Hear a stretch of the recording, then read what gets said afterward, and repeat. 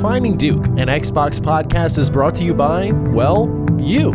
If you want to learn how to support the show, go to patreon.com/laststandmedia.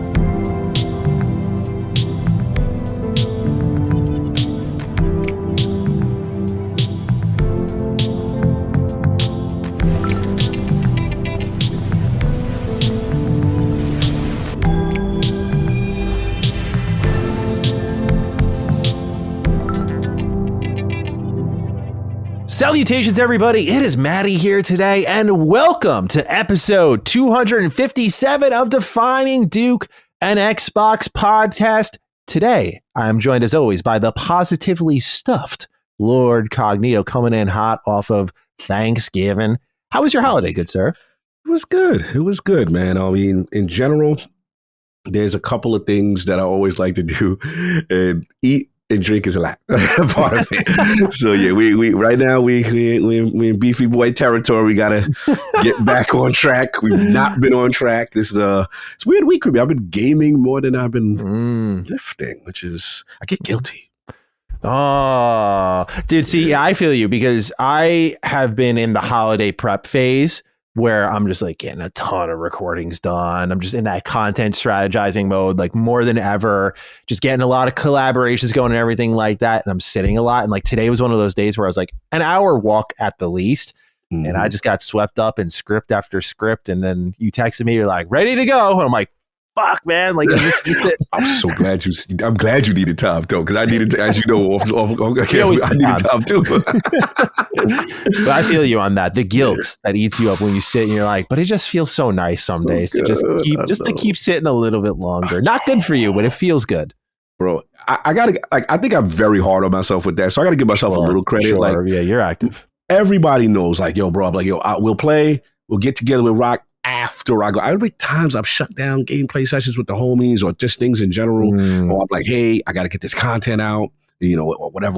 I'm working behind the scene, and I'll shut my friends down and then do it, and then come back. And by the time I'm on, everybody's like, yo, bro, it's too late. We're sleeping or whatever. Whatever. But this week, I just want to play. I want to play, and I did. I indulged. So, you know, I'll get back on track towards the end of the week. But other than that, just hanging in. But what about you, man? What's been going on?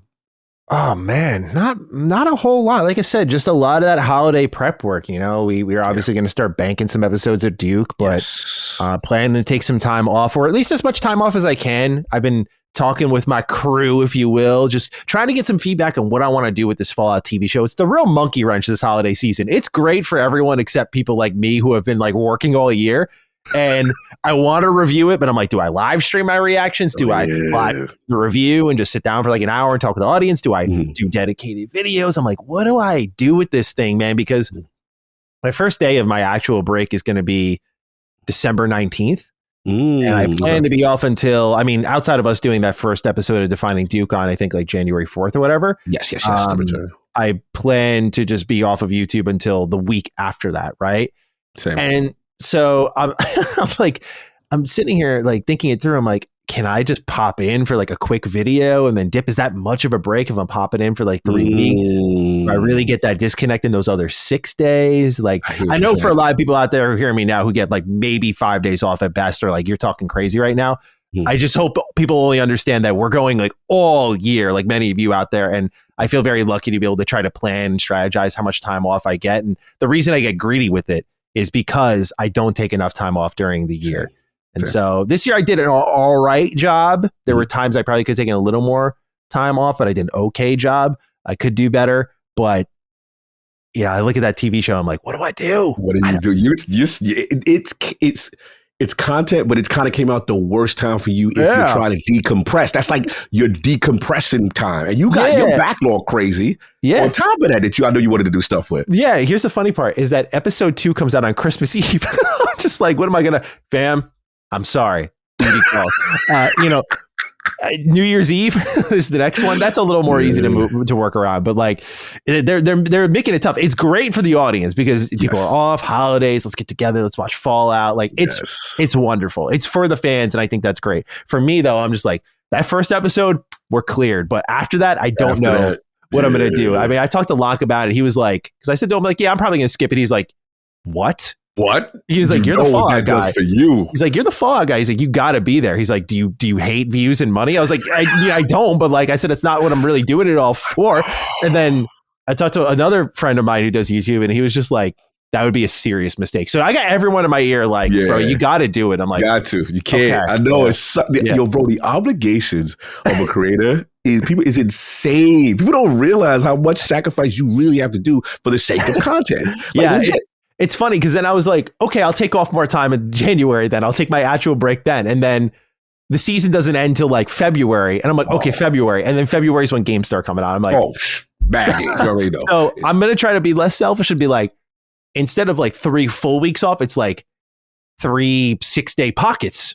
That's still pretty damn good. I got to change my thinking on it, you know? Yeah, no, I'm with you. The last thing I do, I was speaking to the best friend, and obviously he got the Coast Guard joint, so he's in Virginia. Yeah. And now I'm like, yo, this gonna be the first, because New Year's is like my favorite. Like that's the holiday we really rock out.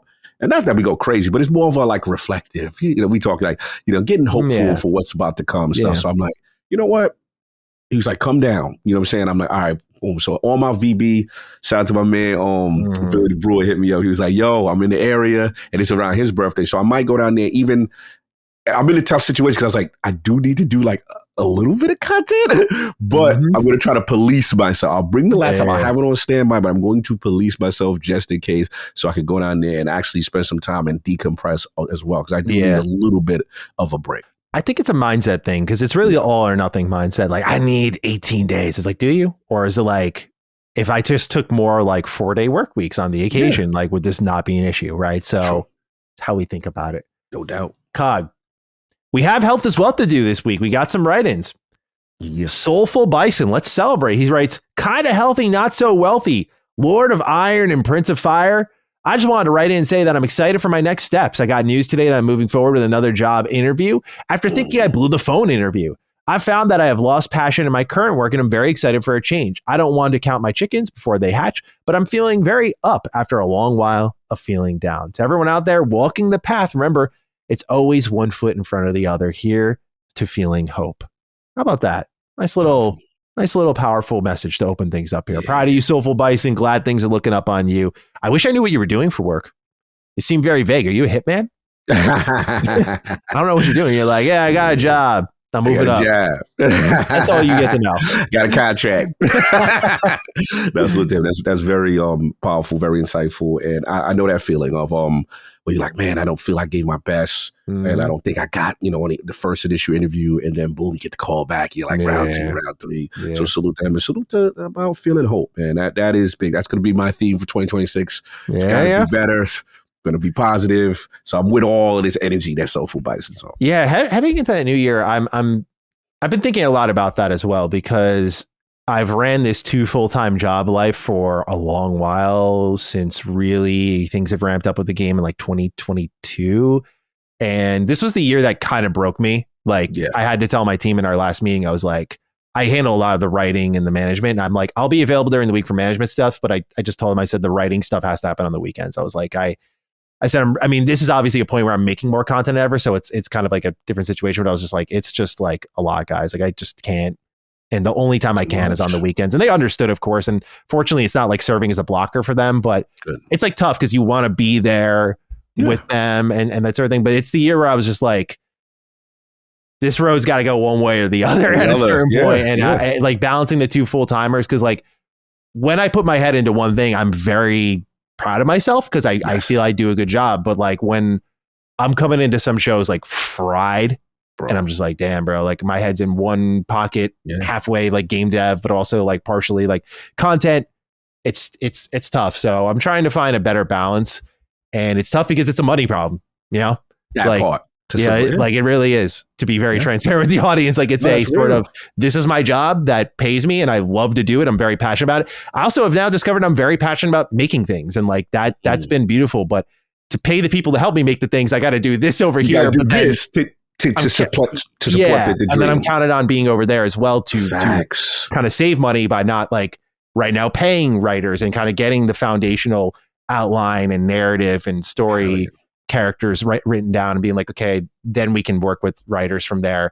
It's a push and pull. It's a great problem to have because it's very like I feel very blessed. Like you get to make things, Matt. Oh, boo hoo. So it's great, but it's also that level of like you were talking about moving in the new year, what you're thinking about. For me, I don't know what the word is right now, but it's like, it's not pick a path, but I need to shrink some stuff down to make this more feasible. Yes. Make it more organic. But I don't know if that comes sooner or rather than later. I think once the game starts to become closer to ready, that's when we can start doing that. But right now it's kind of tough to justify. No, bro, you're preaching. And that's where I'm at right now, streamlining. And then what you said, my situation perfectly, which is like the entrepreneur path and the dream and the things I can do. And obviously the LogNet and obviously IOP and obviously we did a new venture. Yeah. You know, I'm super excited. Congratulations, by the way. Thank you. Thank you very much. Insider Gaming app presence, Lords After Dark. Thank you. Thank you. Much love. Much love. Yeah. And I've been working those type of things in the background. But again, all this stuff takes time and investment and meetings and stuff like that. And then you still got to keep the lights on. You still got to do the other thing that's necessary to, to keep things going. So like you said, I know what you mean about the balance. And I felt bad because I had to drop back from LogNet a little bit and over at the top of the year. And I felt bad because I was like the writers and all that stuff. But now, I'm like, you know what? Let me kind of streamline my focus.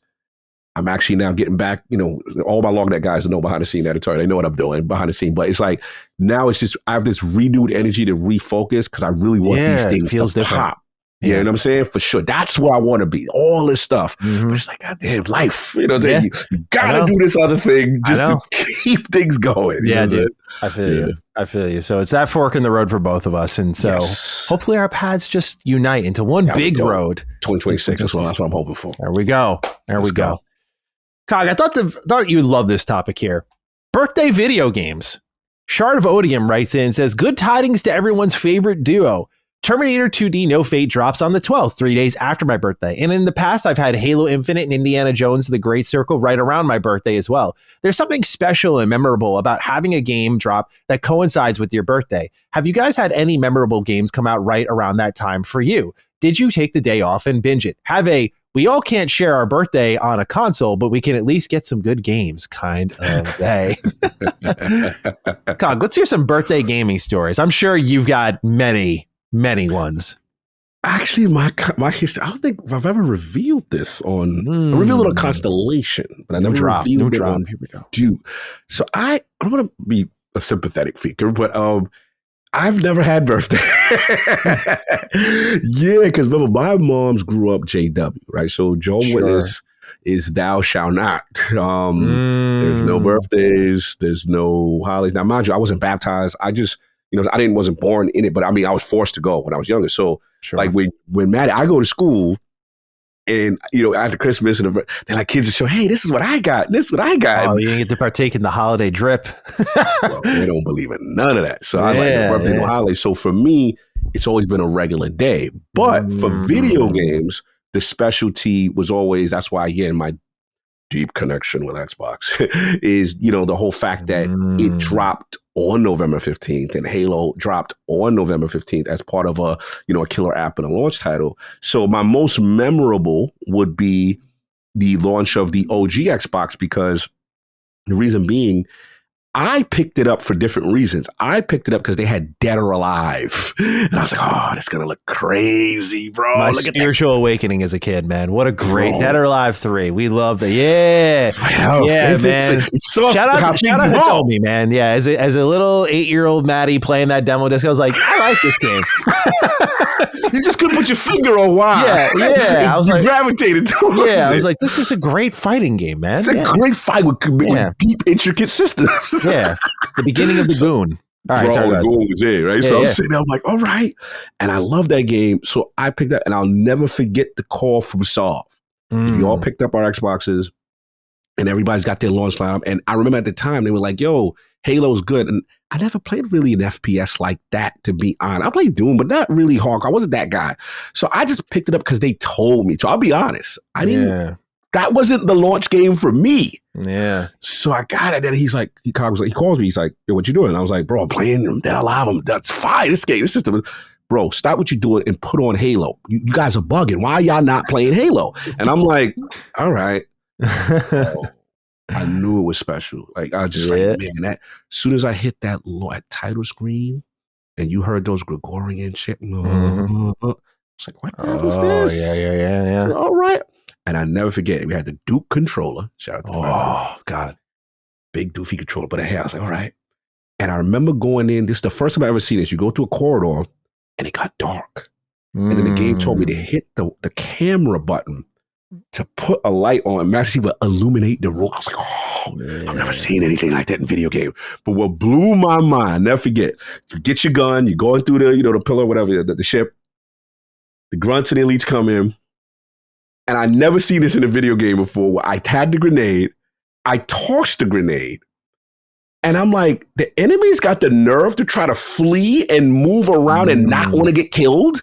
Like, what is this? Like, the enemy, the AI is smart. Like, what is, like, it blew me away. And they would throw stuff back at you. And then you got human soldier. I was like, yo, this game is great. So it was just, wow. And then, jumping in the Warthog for the Halo on my birthday. And the dudes are like, that's not all. If we get 4 of them together, we can system link and bring TV. What's that? Like, I never knew what a LAN party was. I'm a console guy. So when they told me this, bro, we got the 4 TVs. I learned how to do that. Shout out to my IT career starting because of Halo. I got my little Linksys router, my Cat 5 cable. We in my apartment, 4 TVs, dudes on their own screen. We do a hang 'em high, blood gulch. Like, bro, this is I was like, I'm in love. I was like, this is the future. I was like, yeah. So that was probably my greatest birthday experience was definitely, I got to give it to Halo on that. What was a Maddie birthday experience? So mine's a little different because to Shard's question about taking time off, my birthday's June 20th. So as a student, I was either off of school already, but 10 out of 10 times outside of 1 year I can think of, was finals. So I was usually taking tests during that time. It was like the height of the school's about to be over, we're about to be out forever, but I was usually taking finals on my birthday. And so that meant I got out of school early, but it meant I had to lock in early in the day. Sometimes to just save the season, like to put up the all-time performance in the fourth quarter. And if I get a 90 on this, we're good. And that never failed me. Definitely don't do that though. But so for me, I never really had that take time off for your birthday until I was older, where you control your schedule more. I'm not in school anymore, and I'm like, okay, like I'm gonna, my wife has done a really good job making my birthday special because I'm always the reluctant, like, I don't say it's another day. I'm not like hater on my birthday, but I'm definitely the like, I don't want to celebrate myself. I need someone to bring that out of me. So yeah, she's done a great job with that. But really, when it comes to games, 2 immediately come to mind for me. And it's really the only 2 I can think of. They did not come out on my birthday, but since they were around my birthday and they were given to me as gifts, they count.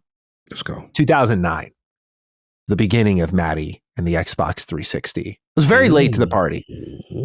No, we're not talking about Halo. We're not talking about Gears of War. Not even Call of Duty. We're talking about Red Faction Guerrilla and Prototype 1. What? Respectively coming out June 2nd and June 9th, I believe.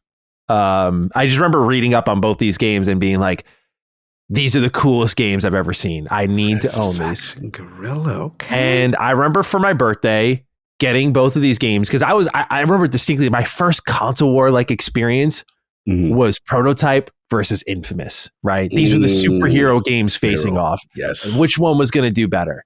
A lot of people were pro Infamous going into that launch. I was pro Prototype. I thought Alex Mercer was that. I mean, I wouldn't define it as this back then, but I think it spoke to my early 2000s angst. He's got the hoodie on. He's talking like this all the time. He's just cutting people up. It's bloody. He's doing flips and stuff.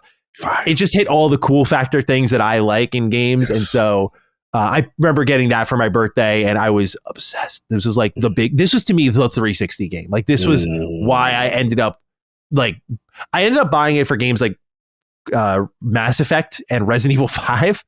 But I remember like that was what got me to like park it. I was like, oh man, like Prototype, I remember reading the magazines and everything. And then Red Faction Guerrilla was just so cool to me because it was, even nowadays I would describe it the same way. I just could not get over the environmental destruction. Like there's actually stories about the level designers for this game learning, like taking architecture classes because it obeys those rules. Like there's beams that if you knock out, the buildings topple. a certain way, and it's just a game about destroying shit. But it's a great third person shooter as well. I just remember those games, like going on and off with those. They had a multiplayer mode in Red Faction Guerrilla, and like that was the start of summer vacation. So I was just living in these games, like, because that's all you get, right? Like at least at my age, like didn't have a lot of money. So like I was happy to get one, let alone 2 games for my birthday. So I just like lived in those games. The only other one I can think of that was another amazing gift was PSP. I got my PSP for my birthday. I love PSP. And I think they got it for me because I want to say I was graduating elementary school. So my parents wanted to make it feel special. And they got me my PSP. And that was when I played Daxter. And I mean, you all know me, the handheld king out here. So that was one that I also just look back on fondly and think of my birthday, think of summer times and just carrying that thing everywhere. Bro, PSP was cool. I still love my PSP. I just love PSP. If Vita didn't exist, PSP was it. I know. And the Vita was the perfect evolution because they were like, what if we did 2 thumbsticks? Yes. It worked out so well. Bro, PSP is a sexy looking device too. It really is. I agree. Were you one of those people though that didn't know the PSP had that thumbstick there until you always thought it was a speaker? I always thought it was I always thought it was a speaker as a kid. I remember my mom was blown when they were like, use the thumbstick. I'm like, where's the fucking thumbstick? Where's the thumbstick? I was using D-pad guy all day. I was a D-pad guy all the time. Until like one day I think I accidentally moved and I was like, oh shit, I broke it. And then I realized like, oh wait, this thing moves around and my character's moving. I was like, I can't be the only one. No, bro. You might have been the only one. No way. Come on. Bro, it was an analog. Come on, man. How do you know it was an analog? I'm pulling out the PSP. Hang on. Pull out the PSP. They're over the Dukes. We got to call him to court on this. Like, how young do you got to be to not realize that is a method of control on the PSP? This does not look like speaker. Dude, this thing is so flat to the system. Hold on, I'm trying to get it to focus. It gets so flat to the system here. And it doesn't even stick out. It just goes left, right, up, down. You just assumed noise came out of that thing? Yeah. Yeah, I did, because I don't see any other, dude, when you look at this thing, the other thing that benefits my argument here, I don't see speakers anywhere on this device, right? Yeah, it's very, very minimalistic. Yeah. So this was the PSP you got is clean, bro. What's that, a Star Wars? What is that? This is a Star Wars one, yeah. Oh, I've never even seen that joint. Oh yeah, this was the shout out to the hatch. Shout out to pull the hatch out. I'll see the UMD going. The UMD. That was that UMD, son. This shit still gives me anxiety to this day. When you turn this thing on, you remember the like. Bro, I try you to this day, bro. To this day, I'm just like, no. My editor Dan's buying a kind of homebrewed PSP on Etsy. And he's like getting they have like an SD card that has like all the games on it or something like that. And I'm like, that's so smart because, dude, hearing the UMD and this thing spinning, like it's like you hear your system working so hard. And my biggest fear is when I was like holding this thing, if I like accidentally like press here while it's spinning and you just hear like, like, I don't know, man. And honestly, the other thing that we don't talk enough about, got it right here next to me here, my PSP collection, is like when you go to pull this thing out, have some give, but right here, like it's happening right now. The latch of the plastic case is grabbing onto the top of the UMD. This shit's about to bust open. And it just scares me, man. This is I'm with you. I'm with you. Shout out to, I want to say though, I got to give a credit. Tekken 6 PSP was one of the most greatest ports on that device. I was very impressed with that port. Shout out to Namco. They was doing the Lord's work with that port. Yeah, but I love that device. Dukes, I need someone to back me up. Someone out there has got to back me up on this thing, thinking it was a speaker and didn't know for a while, because I don't know how long it was. That's the one thing I like. Do I just remember this week in my life, or am I thinking like months? Like how long did I go? That would be more embarrassing, but I would like to know. Yes. But I need to know if any fellow Dukes out there struggled like I did. Yeah. Or take me to court. Yeah, it could be that. But I'm hoping someone's got me backed up here and just thinks that was a speaker and didn't know until one day they accidentally hit it. We're like, oh my God. But yeah, as you can tell, I just have a knack for going into things blind. Famously, as they talk about on Retro Rebound a lot, I started so many franchises at like its second or third entry. Iteration, yeah. And I would just be like, I just never went back to the original. Right? It makes sense with your age, though. I'll give you a pass on that, because that would make sense. Yeah, Kingdom Hearts 2 first for me, for example, that sort of stuff. Cog, we got another interesting question here. This one comes from JP. Hey, dark meat enjoyer Maddie, and pass me that white meat, Cog. Just a couple of questions for the Dukes. Maddie, have you started your list of shorter games that you'd like to get to during the holiday break? And Cog, I hope you're enjoying your return to the beloved Silver Surfer. He's so cool in that game. I can't wait to get your thoughts on that. Do you have any particular plans for the holiday break or a plan to catch up on games similar to Maddie? Thanks for all that you do, and I'll be looking forward to your reactions to the VGAs next week. Have a Maddie showing up to the cookout with creamed onions kind of day. I never thought of what that would kind of look like if I would get judged at the cookout for that, but I'm just happy to be there, man. You know, yes. I'm that guy, unfortunately. Cog, I want to know your holiday gaming plans here. So does JP. What are we doing here? Like, what are we making plans? Are we disconnecting? Are we making a list? We checking it twice? What are we doing for holiday gaming this year? Oh, we got a list. I'm in a good pocket. A lot of my favorite games are out around the time. I know about, the Demon stuff. We know about the Marvel Cosmic Adventure stuff. I will talk about a game that has returned back in my life. We will get to that one. I know. We will talk about that later as far as what games to play. But there's so many. And then I always butchered it. Is it Yote? I'm literally butchering that. Ghost name. of Yote. Yote. Yeah, EY or EI. Holy shit. Now they're gonna come after me. Yeah. So whatever it is, that has been. I've been playing actually. Catching up a lot on PS5, honestly, and I've been doing that. Steam, it's so much. This is a perfect time for me because there's just so many games now that I get to kind of dive back into and take care of, and then also my amazing The Alter's got new DLC coming up, so I want to get that. So it's all the games I really want to play. Either have something going on or I get to catch up. So it's about 4 to 5 of those games that I mentioned right now, and I'm in a good place. I'm actually like.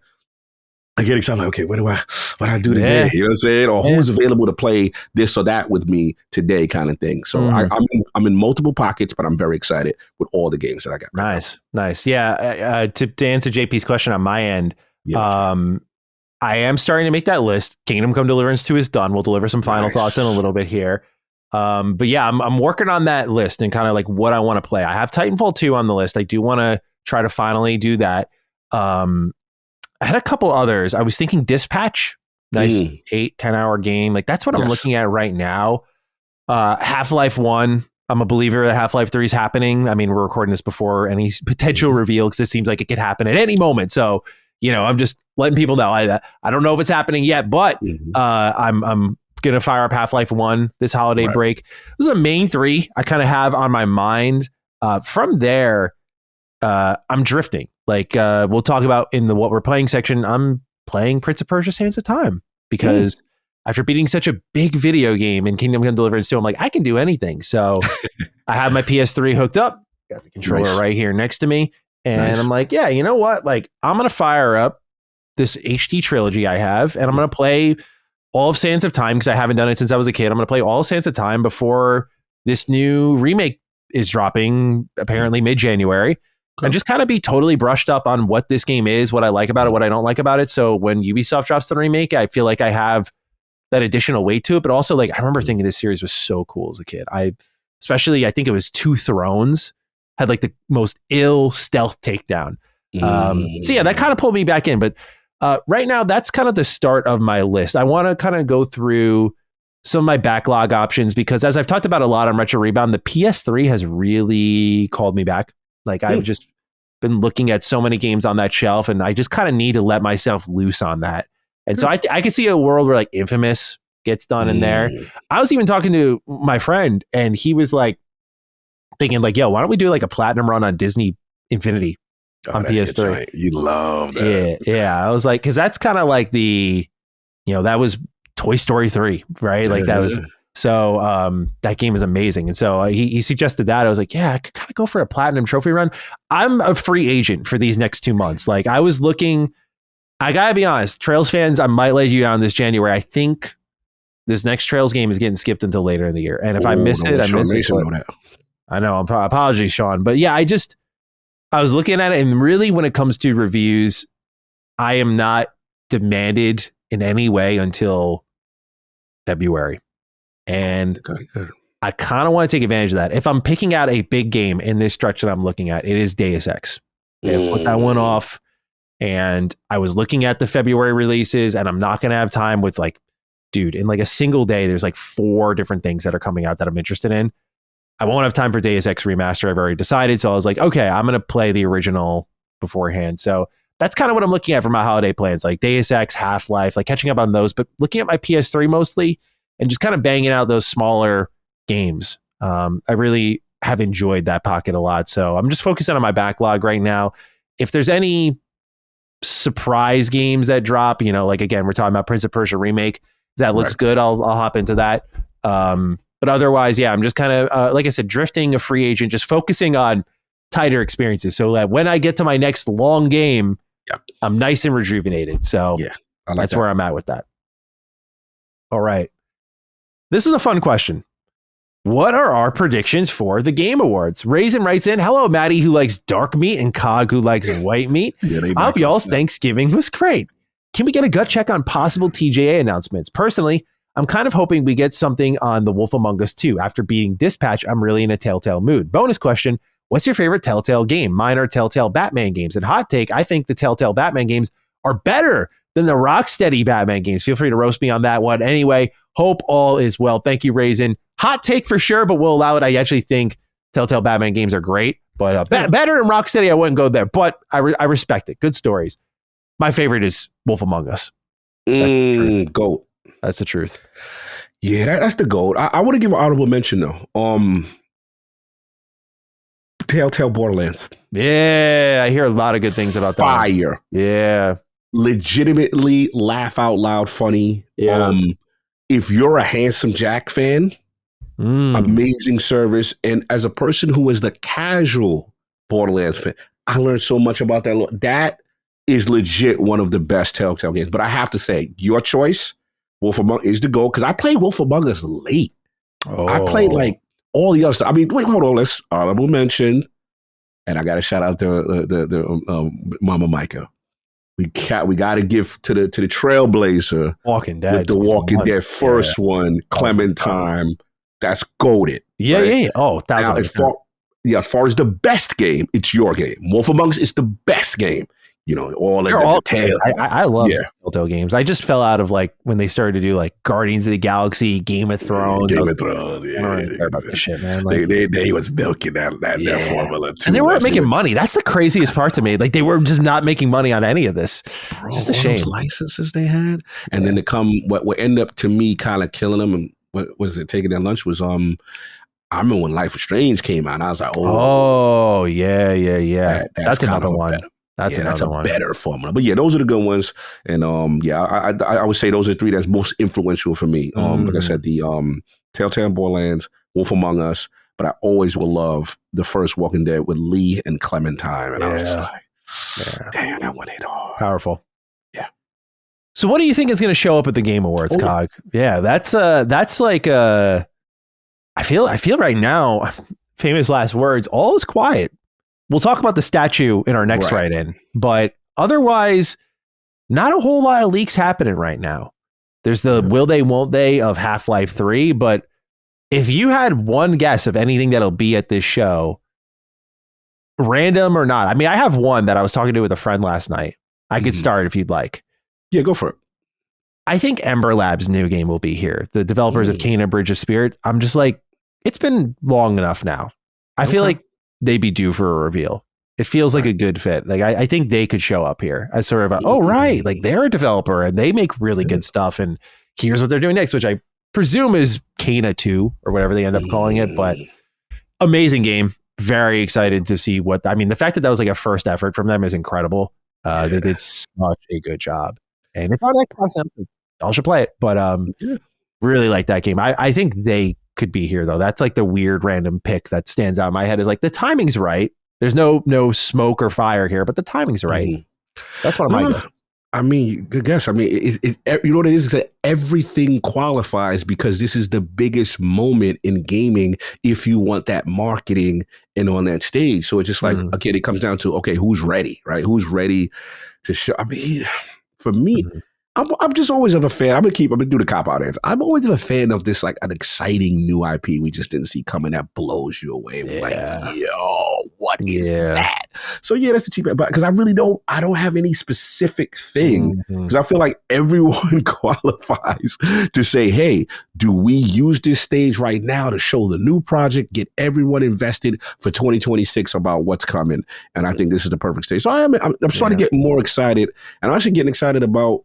I know it's controversial. Who's going to win? This is a very tough year. It's a very tough year. Yeah. I think another game that, well, it's already confirmed, but it's the game that I'm definitely most excited to see there because I think they're finally going to drop a release date is Exodus. Those are my goats in that team, man. Those are my goats. I'm so excited because I think so far what they've shown has looked great. They're talking a lot. They're hyping up that they're going to be there. They were the first to confirm, like, we'll be at the Game Awards. Oh, they did say.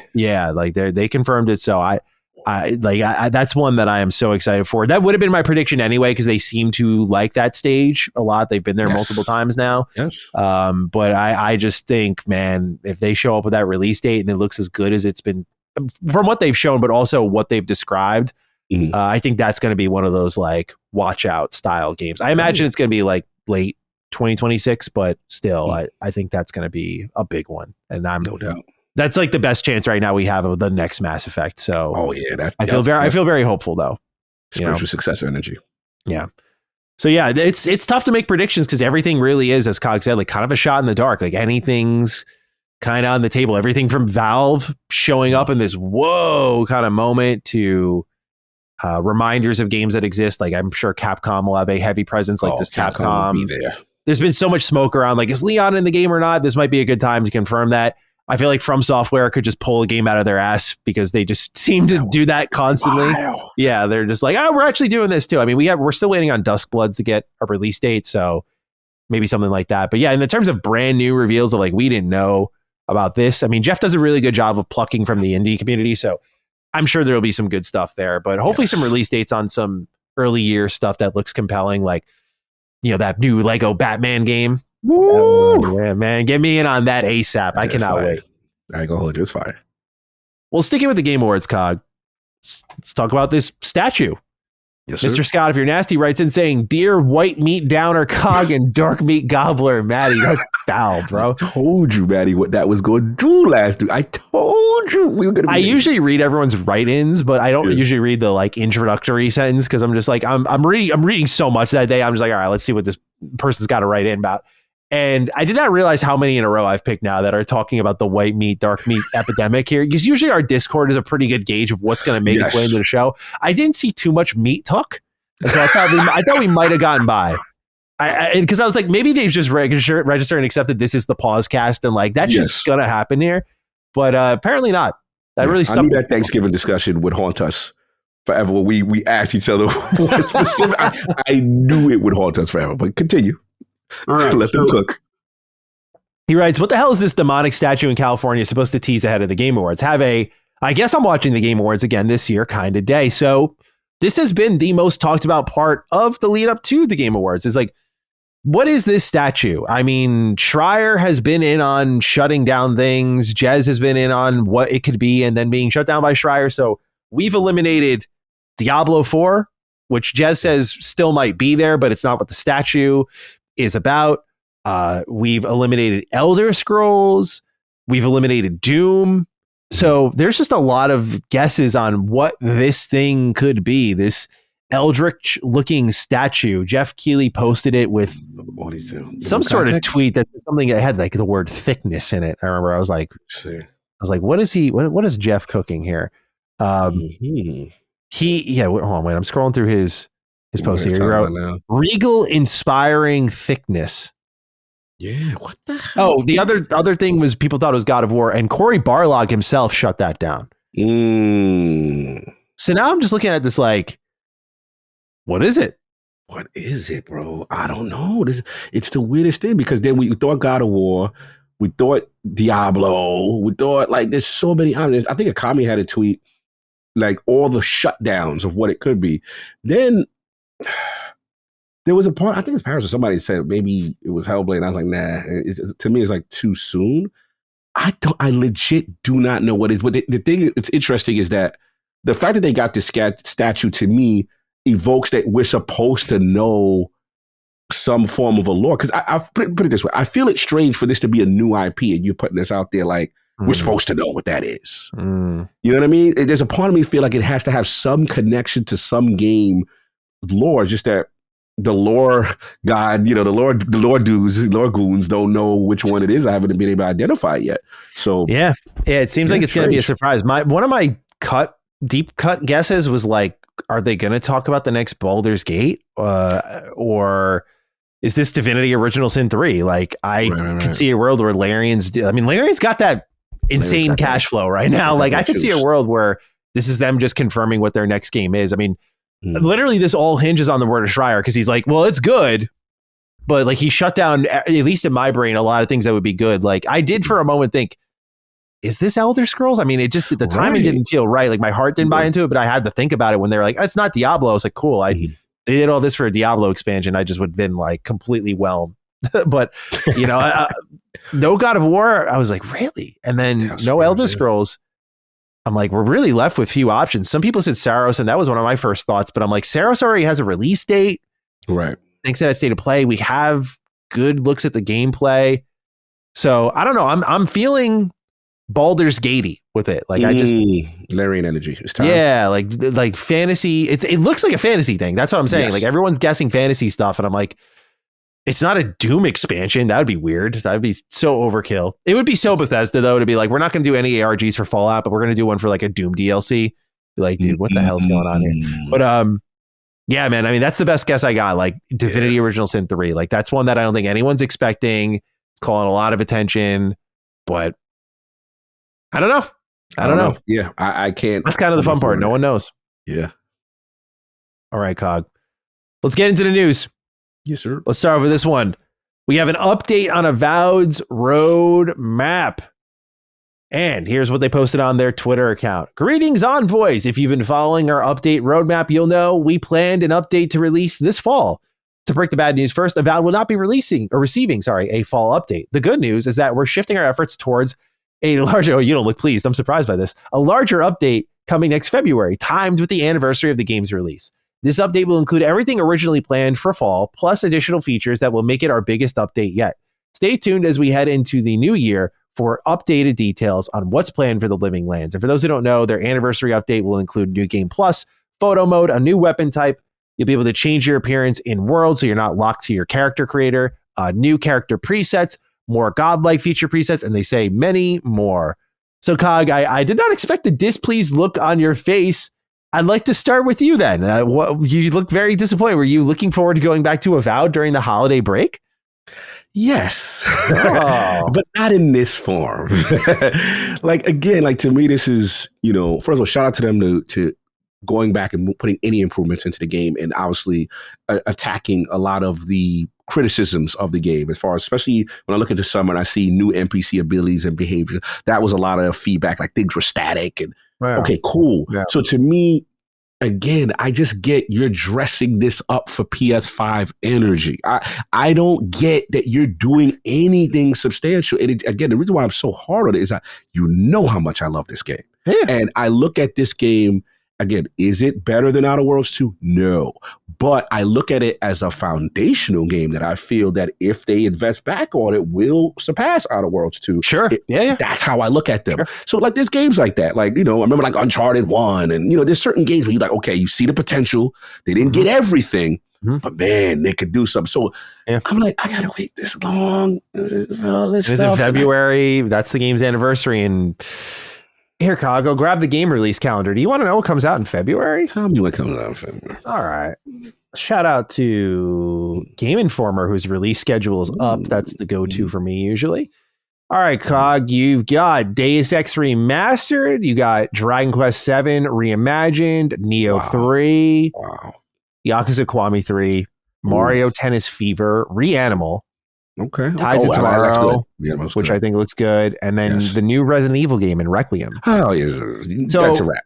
Maybe for everyone, that's not a lot of attractive options. To me, there's a lot there, but there's a ton of stuff coming out in February. It's like, you really want to drop your Avowed update then? I mean, again, because it's so minimalistic, it's probably even going to matter. But the only thing I'm hoping for, this is what I was hoping for. I don't see anything that says new quests, new storyline, new thing. Where's that? Where's the DLC? So it just shows me that when we had carry on and stuff like that, this was just getting it out the door. Now it's about polishing, get it up. Now that's why the only thing that's positive out of all of this is your man, Chris Avalon, with the breaking down like, oh, this is what I've heard. Yeah. Avowed 2 is the next joint. So to me, this is pretty enough for PS5 Pro, and that's the eventual port that will come. Sure. And then just give me an official announcement that you're going to work on it, because this is not substantial. Like I'm never going to get mad at a company giving me information. I'm just disappointed at how minimalistic this stuff is, and they're acting like this is some roadmap. Like, yo, we doing more. We fixed the fog of war. Yo, like. Okay, that's not content to me though. That's not substantial content. There's no expansion after all this time. Yeah, that's all. So I love this game. I think this game's great potential, and I just can't wait to. I want to go back in this world, and that's why it bothered me, because I know Outer Worlds 2, we're gonna get DLC. We're gonna be able to go back in that world, and that's what I wanted from Avowed. So it is what it is. Well, we have a write-in here from Lewis94, and he says, "Hey Dukes, I hope you're both doing well. Maddie, I have a challenge for you. After finishing the Outer Worlds 2 and putting 50 plus hours into it, I was left with a sense of longing. Not because it wasn't a great game, but because I wanted to be sucked into another world and transported into that environment.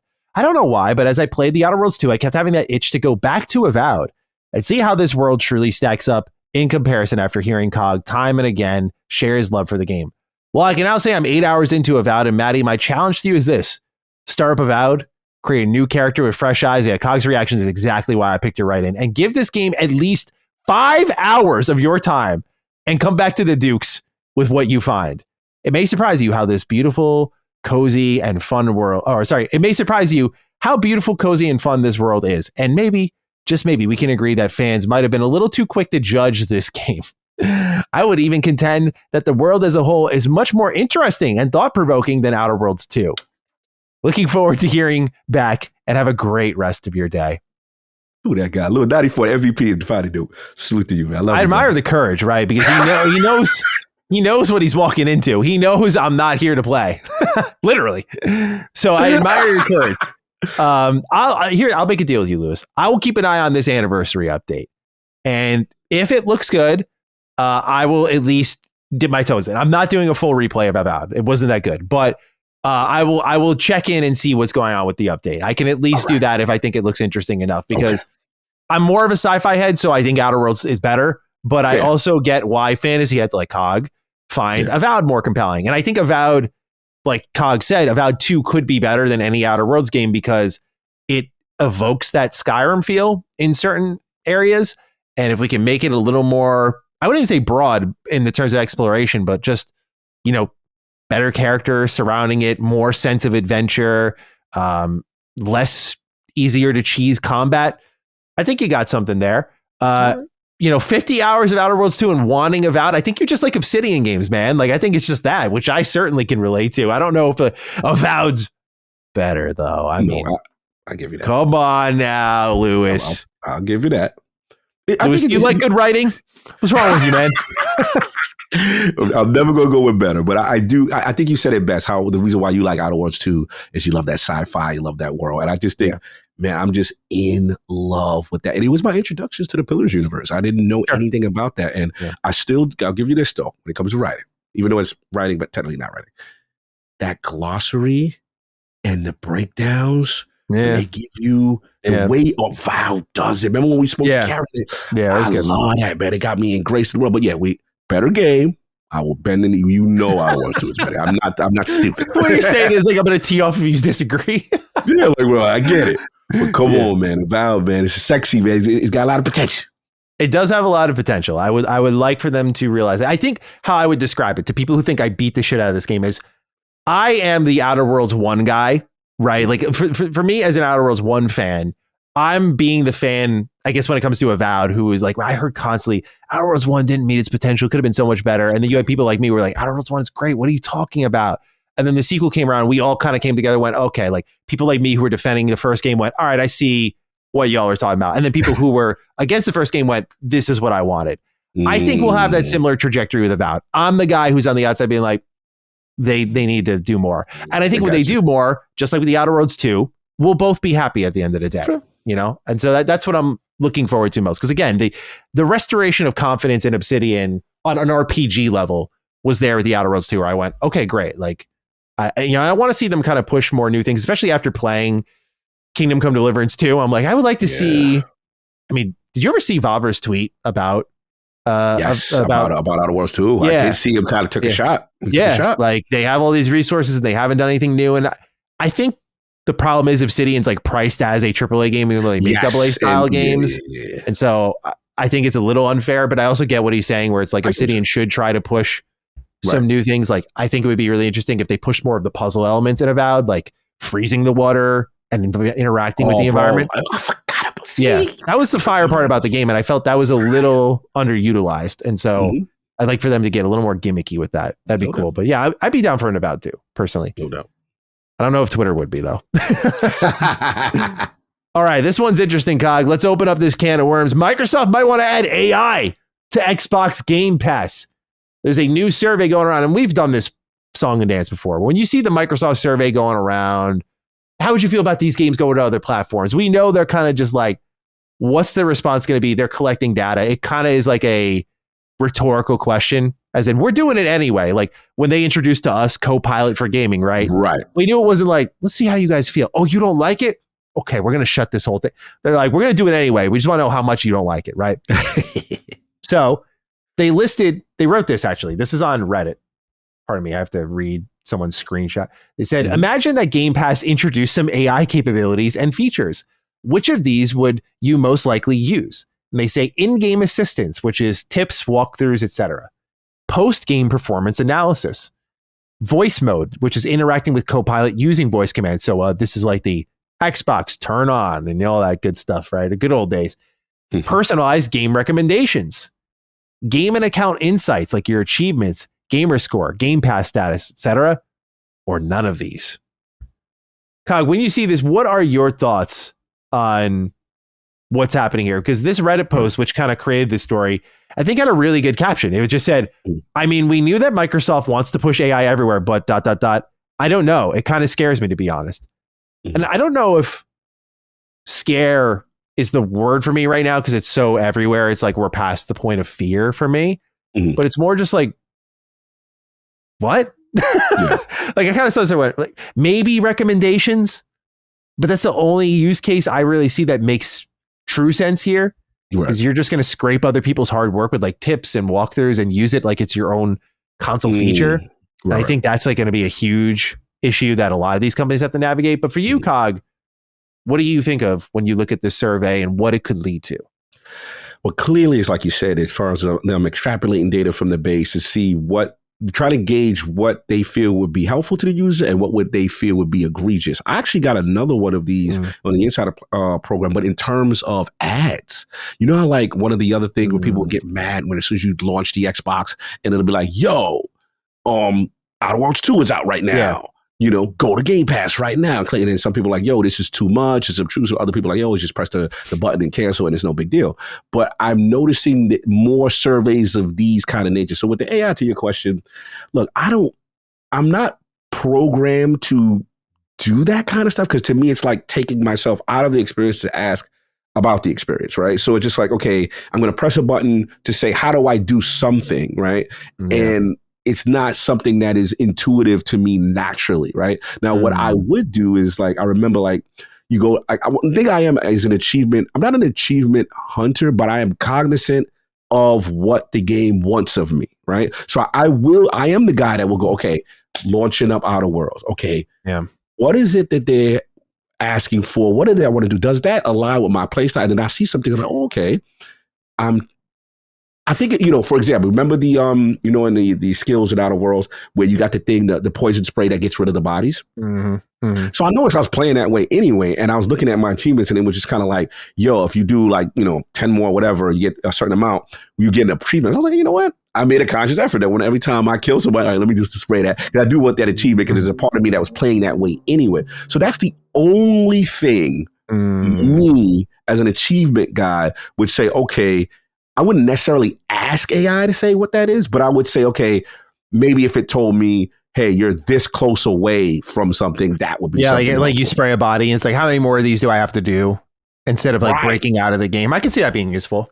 Yeah. And one thing it's a voice command at least, you know. Exactly. One thing I used to do is like I would put back in the day the overlay and it would have a meter of progress and you can make it transparent how close you are to something. That's the only thing I would probably look at and utilize this stuff. But to be like, hey, Copilot, how do I beat the boss? I'm not that guy. Hey, Copilot. I guess the only thing towards the end, I will say this, I wouldn't ask it, but I do like if it notices I play Midnight Suns, I play, Kusumagami, Path of the God. Hey, because you like these games, I will say, I like this. Here's a gem. Yeah, you might like. Discoverability is like one of Game Pass's best things. I feel like they already do that. That's why I'm like, what is that now? I was like, what is it like? Isn't this already a thing? So I don't know how it enhances it, I guess, is what I failed to understand. Yeah, that's the only thing. So again, if it's intrinsically based on the algorithm of my use case, fine. Hey, you might want to like try Demio. You might want to do this because of your like of that. That to me is fine. But again, going out of the experience to say, hey, what, I'm not that guy. You know what I'm saying? It even took me a minute to use ChatGPT and I still don't really utilize it. You know what I'm saying? Just when I'm feeling very curious, how do bridges get made? You know what I'm saying? All right, fine. I was thinking about it on a frown, but again, it's not just the way I'm wired. I don't know. I was listening to a podcast briefly because it popped up in my sub feed, and I know Fox was on it because I'm subscribed to him, so I know that's why it popped up in my feed. I think Paris was on there as well. Okay. And someone was talking about the next Xbox controller, and they said it's gonna have a Copilot button, and Paris is like, oh, like that, But when I heard that, I went, yeah, I can see it. Yeah, that's gonna happen, bro. And I think that the slippery slope is like what we just talked about feature wise. I actually could see some use for, right? We talked about this with our Copilot for Gaming introduction, where we were like, yes, there are some use cases like I talked about with like catching up with where you were at in a game that you haven't played in like a week or two. I think that stuff can be great. That's very useful to the player and catches you up, and you're like, okay, let me dive back in now. But I think when you come out with like kind of what Nintendo did with the C button on their controller, and people are like, that's a subscribe button, bro, because it's literally no functionality unless you're subscribed. It's a cash app button. It is a cash app button. It's so good. It really is, right? I think of that, and I think about the idea of like, is a microphone built into your console? So now you got AI models, mic in your console, learning about you, training the model around your play style. I could see if it's kind of starting to formulate like that, I could see a pretty big outrage online over that. Just the kind of optics of it. Even if the use cases make sense, I feel the lack of comfort a player would have with this might exceed that online. And so that's the only part of the conversation. I'm like, okay, voice commands. How are you getting those? If I don't have a mic, are you telling me to connect again that has the mic built in? Bro, that was 2013 when people were like, I don't want any spy shit in my house. People are more paranoid now than back then.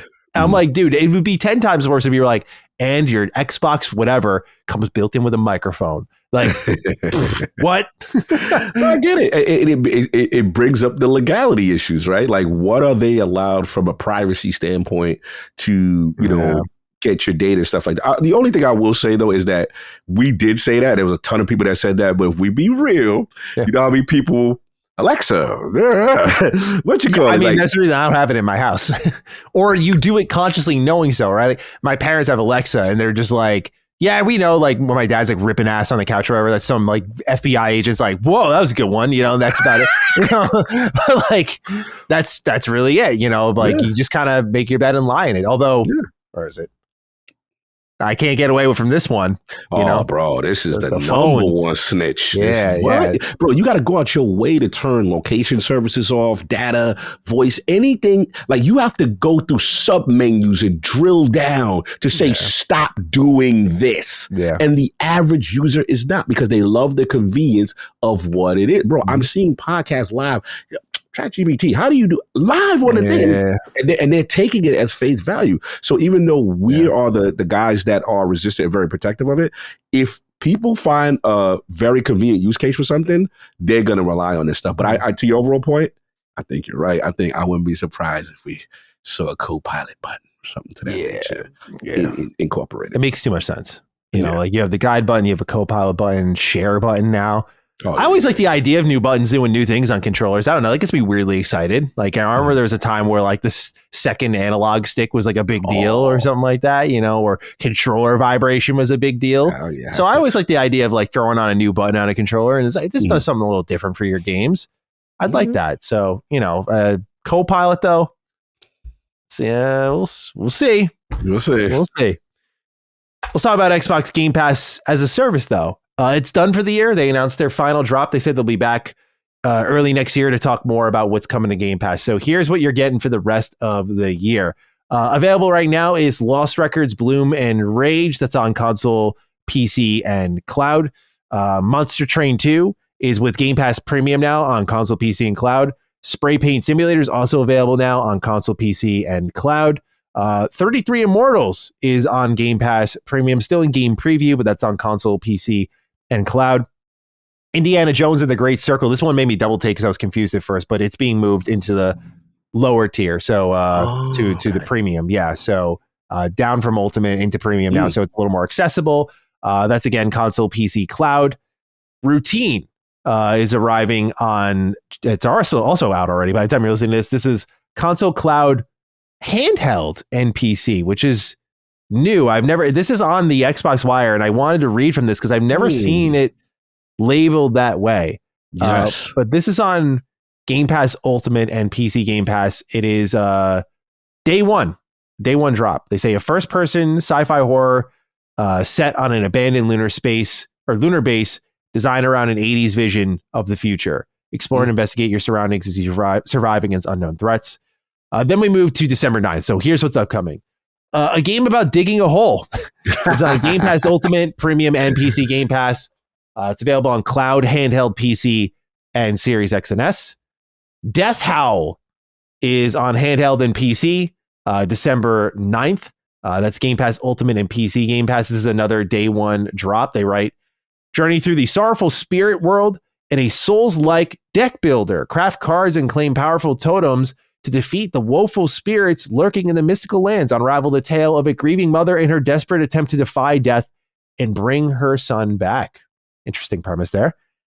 Lastly, on December 9th is Dome Keeper. This is on Game Pass Ultimate, Game Pass Premium, and PC Game Pass. That's going to arrive on cloud, console, handheld, and PC. And then we're on to December 10th. Mortal Kombat 1 arrives on Game Pass Ultimate, Game Pass Premium, and PC Game Pass for cloud, PC, and Xbox Series consoles. And then, last one here, December 11th, Bratz, Rhythm and Style. Game Pass Ultimate, Game Pass Premium, and PC Game Pass, so available on cloud, console, and PC. Otherwise, you just got your hands on a day one drop in Marvel Cosmic Invasion. Clover Pit's out. Total Chaos just dropped. That was after the partner preview. Young Sons is available in Game Pass preview. And again, they're dropping more early next year. So they said, we hope you have a chill rest of your December. May your batteries always be charged. Your sessions always end in GG's. And you always have the perfect game queued up. Next, we'll be back to talk about what's coming soon in early 2026. Cheers. So yeah, they say, note that games with a handheld designation represent those that are optimized for handheld play, of course. So kind of bringing the ROG Ally in even deeper and obviously thinking a little bit into the future about other handhelds they may do. So COG, that's it for Game Pass for the year. Anything here stand out to you? Yeah, solid, man. I love the handheld distinction. You know what I'm saying? Yeah. Again, the commitment to it. Like I just love it, man. It just keep that going, keep the optimization, keep that in mind. Yeah. And hopefully when you have a handheld, distinction, that also bodes well for the future if you decide to do your own thing. You know what I'm saying? That'd be great. Yeah. I like that. But I actually thought Mortal Kombat was interesting because I know they didn't have the greatest run this version. Yeah. I'm not, so to me getting up in there, they wanted to get those numbers up for the holidays. Obviously, Marvel Cosmic Adventure is to get for me. And look, there's a bunch of different variety of things. Not everything is for me on this one, but there's a lot of different variety. I do like the Indiana Jones going down to the lower tier, so more people get a chance to experience that. Yeah. And I'm curious about the splits on. I'm curious about who. I felt like last time it was like 80% or some high number of the people ultimate. I'm actually curious about who's actually in the lower tiers, or since they did the price increase, who said, you know what, I'm going down as opposed to leaving. I'm curious about that, what that split is now post price increase. And does these kind of things help those lower tiers of, or still the majority of people are in the Ultimate? I'm very curious about that. Yeah. It looks like Indiana Jones is following that rule of like, you've been on the market for a year, you're growing out of Ultimate into Premium, so now people can access that. So I guess for those of you who are making a mental note and want to save some money, track your 1-year anniversaries for Xbox Game Studios titles. Take advantage. All right. This next story, we're venturing out of the world of Xbox and into general gaming news. Let's talk about CD Projekt Red. I love what they're saying, man. I love this energy. They were speaking during a recent financial call, and Mikhail Nowakowski was speaking about the future of Witcher. Now, keep in mind that in 2022, CD Projekt Red said that The Witcher 4 was still at least 3 years away. And when they started to do this dual development pipeline, for those who have not tracked them, in 2021 heading into 2022, they said they basically want to have Cyberpunk and The Witcher in sync. So it's going to take a while, but when they get there, you're going to see a lot of both these franchises kind of going on and off with each other, because like you'll have this game go, it's DLC, then this game is going, and just kind of back and forth we go here. So one of the commitments they made is that they will finish the entire series trilogy, so Witcher 4, 5, and 6 in 6 years. And here's what they said recently. They said, we've been using Unreal Engine 5 for The Witcher 4 for almost 4 years now, and we're very happy with what we've achieved. I think you could have seen some of that with your own eyes with our tech demo reveal at Unreal Fest a couple of months ago. And we're very happy with the results of that as well. We've already said that, but I'm always happy to say it again. And we're happy with how the engine is evolving through the Epic team's efforts and how we are learning how to make it work within a huge open world game as The Witcher 4 is meant to be. In a way, yes, I do believe that further games should be delivered in a shorter period of time. As we had stated before, our plan still is to launch the whole trilogy within a 6-year period. So yes, that would mean we would plan to have a shorter development timeline between The Witcher 4 and 5 and between The Witcher 5 and 6 and so on. Now, while this is hugely ambitious, Cog, I also want to highlight that there are companies that are kind of pulling off shorter and shorter. From Software is the best example. They had their team carry over and over and over again. And we saw like after Elden Ring, they had Armored Core. And after that, they had the Shadow the Erdtree. And that was a full game unto itself, right? That was like 50 plus hours. And then throw in there Night Rain. And now we're looking at Dusk Bloods. And like, they just keep going. And obviously these games are varying in size, right? There's a difference between that and Witcher 4, Witcher 5, right? Like new mainline entries. However, I look at what Square Enix has done with the Final Fantasy VII trilogy, and I'm like, Rebirth is not taking anything from Midgar. At least when I say taking anything from Midgar, obviously they're reusing those assets, but they're not taking literally Midgar itself and using that as a part of the game. It's a game completely absent of Midgar. They're just using all the parts from that to build out the base game. And it's way bigger and came way faster than the wait from when Remake first started. But it took a while to get there, right? They spent a lot of time building those pieces. And now they're already talking about that third part. And I think that third part could be revealed within the next year or so. Like I do think Square is moving really fast with Final Fantasy VII Remake trilogy. So I see companies kind of doing this where you have this high investment up front, you have this huge asset library, and then you have your follow-ups. Again, I look at Elden Ring and then Night Rain. Like Night Rain is beautiful game design because it's like we have all of this here, which we already had. How can we reuse this to make a really fun, unique experience? And they did a beautiful job with that. So I believe that they can pull this off. It's ambitious, yeah, but they have, I think, like over 400 people on it right now. Yeah, I was just about to ask the size of the team. Yeah. And they just scaled up the Cyberpunk 2 team from like 130 to 150. So like they're moving things along here. Obviously, Witcher 4 will be arriving first, but then you have to think about on the side, they have another team just working on a Witcher 1 remake. Like there's going to be a lot of this shit going off of that for them in these next 5-6 years. And I look at this and I think of this ideal world, Cog. You know where I'm going with I know where this is going. What if Bethesda did this? I look at this and I'm like, man, this would be sick, wouldn't it? Just like Fallout and Elder Scrolls and this dual development pipeline and hey guys, here's our plans for the next few years, like that sort of stuff. So I get you. I respect the plan. I think it's ambitious. Obviously, we have to wait to see if they can pull it off, but I think they can do it because I think this is how it's supposed to go. But we're so trained by hearing like, oh, yeah, this is tough and takes a lot of time to do these things. And It is tough and it does take a lot of time, but like part of being good at the job and doing a job for a while is like you're a vet of the game and you've been doing this for 20 years and like we should be getting better and quicker and while exploring new technological boundaries. So I'm keen on what CD Projekt Red is saying. And even if this was like Witcher 4 through 6 in like 8 years even, I'd be happy. Because what I miss more than anything are generational stories, right? Like here's a console generation and here's our story for it. The big issue with a lot of these stories and why we're not as attached to them entry over entry is because your life has completely changed from the last time you played that first game. Play the game, yeah. So you can treat it as a journey, but I also feel like you don't grow with it in the same way we once did. So I love what they're saying. I hope they can pull it off. That would be awesome. Cog, your thoughts? I like the story. I mean, man, this is ambitious for sure.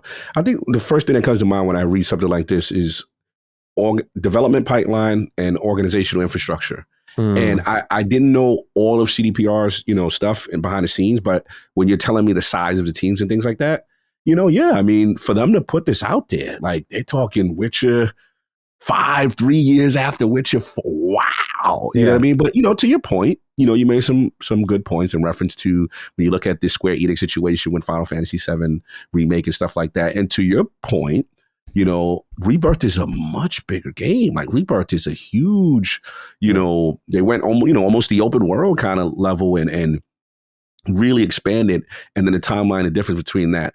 The only cause for pause for me with CDPR is I love their franchises extremely. Oh my God, some of the best in game. My only cause, but you are coming off one of the worst launches from a platform standpoint in the history. We cannot forget what happened with Cyberpunk, right? And granted, they have done the mea culpa. They have corrected every issue, Phantom Liberty, everything.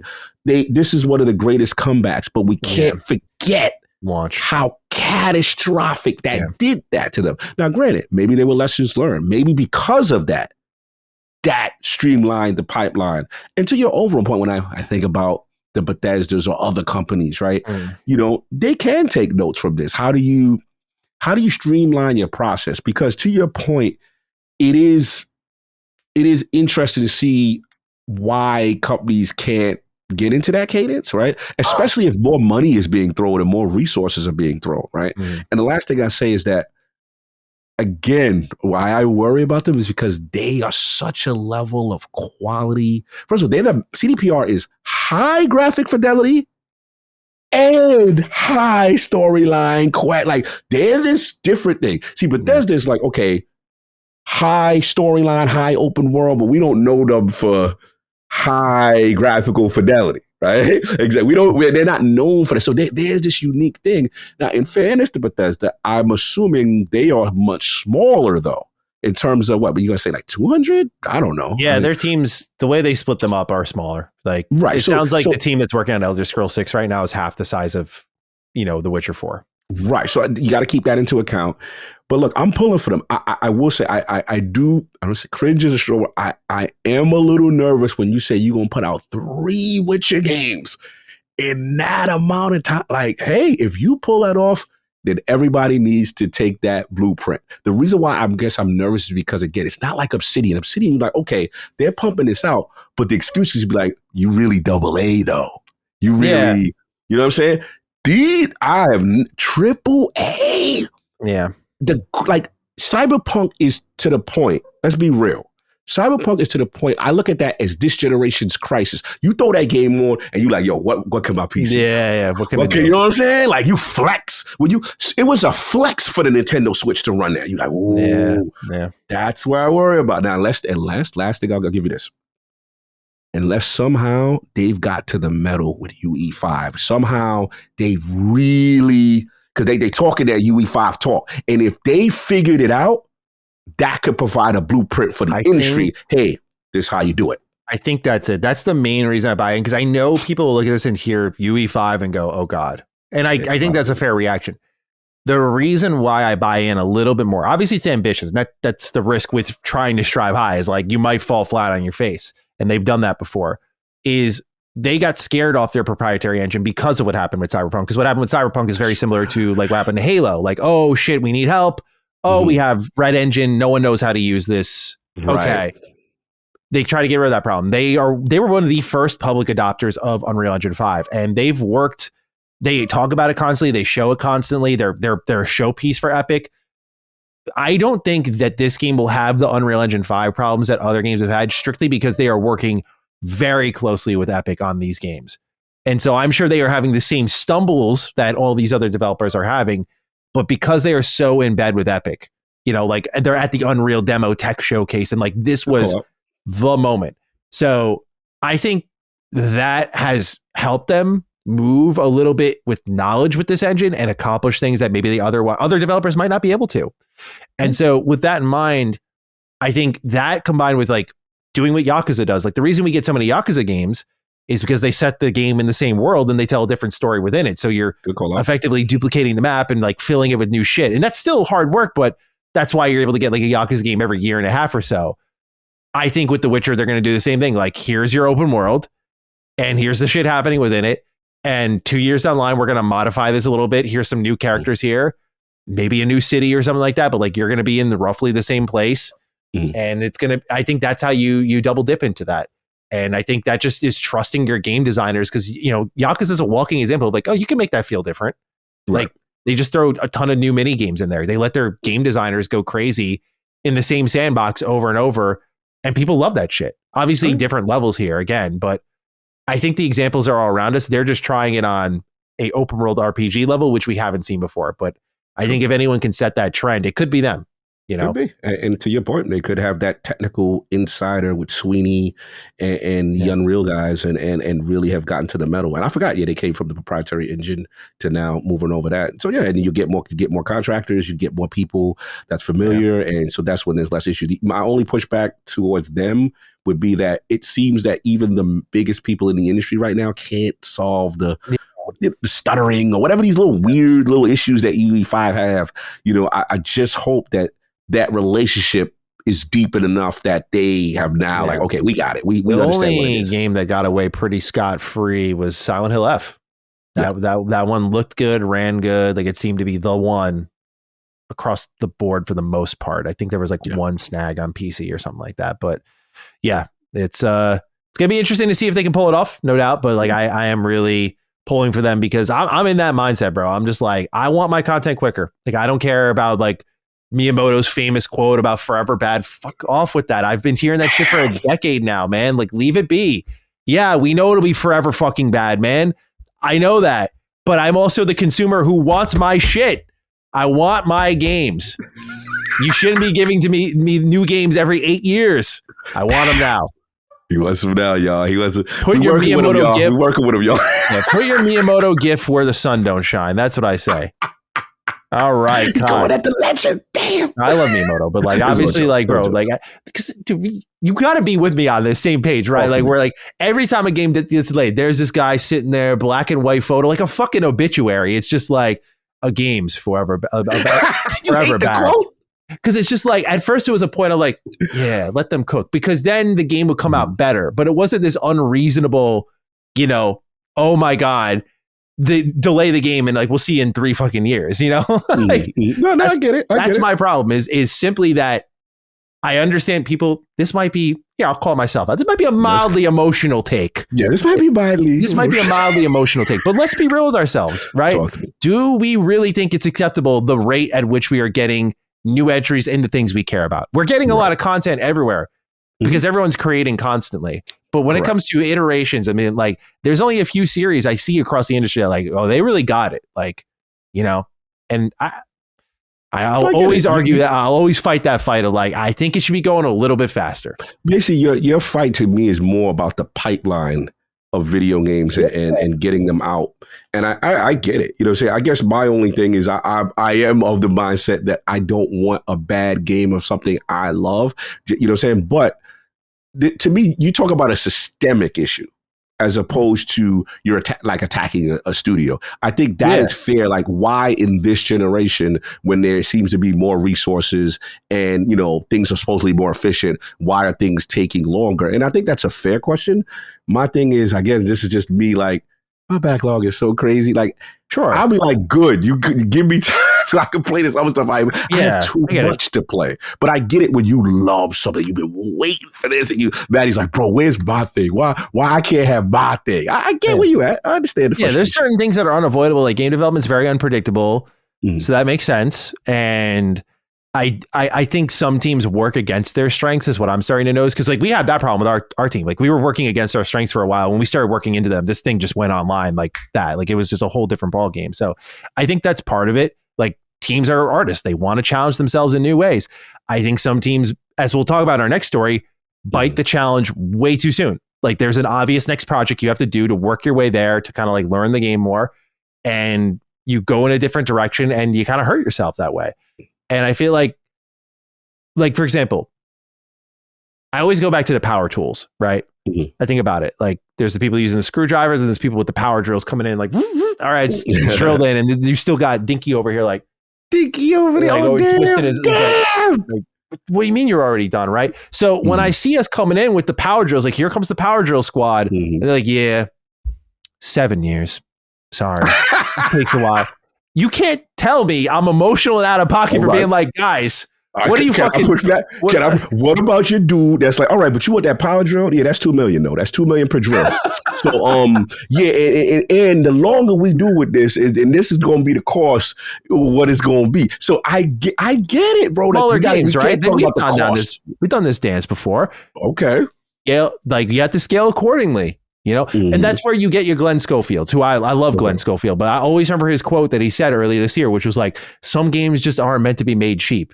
And I thought was a very poignant statement. I'm like, yeah, some games aren't meant to be made cheap. And that was a level of acceptance. Like people accepted Rockstar doesn't make their games cheaply. And it's because people show out. But everyone went to their boss and went, if we did the same thing though, and it's just not worked out for most people, I think, is they're like, yeah, if we just took like an extra, guys, the sales would be fucking sick. And then it's like, yeah, 1 million copies in the first month. And then like it peters off after that.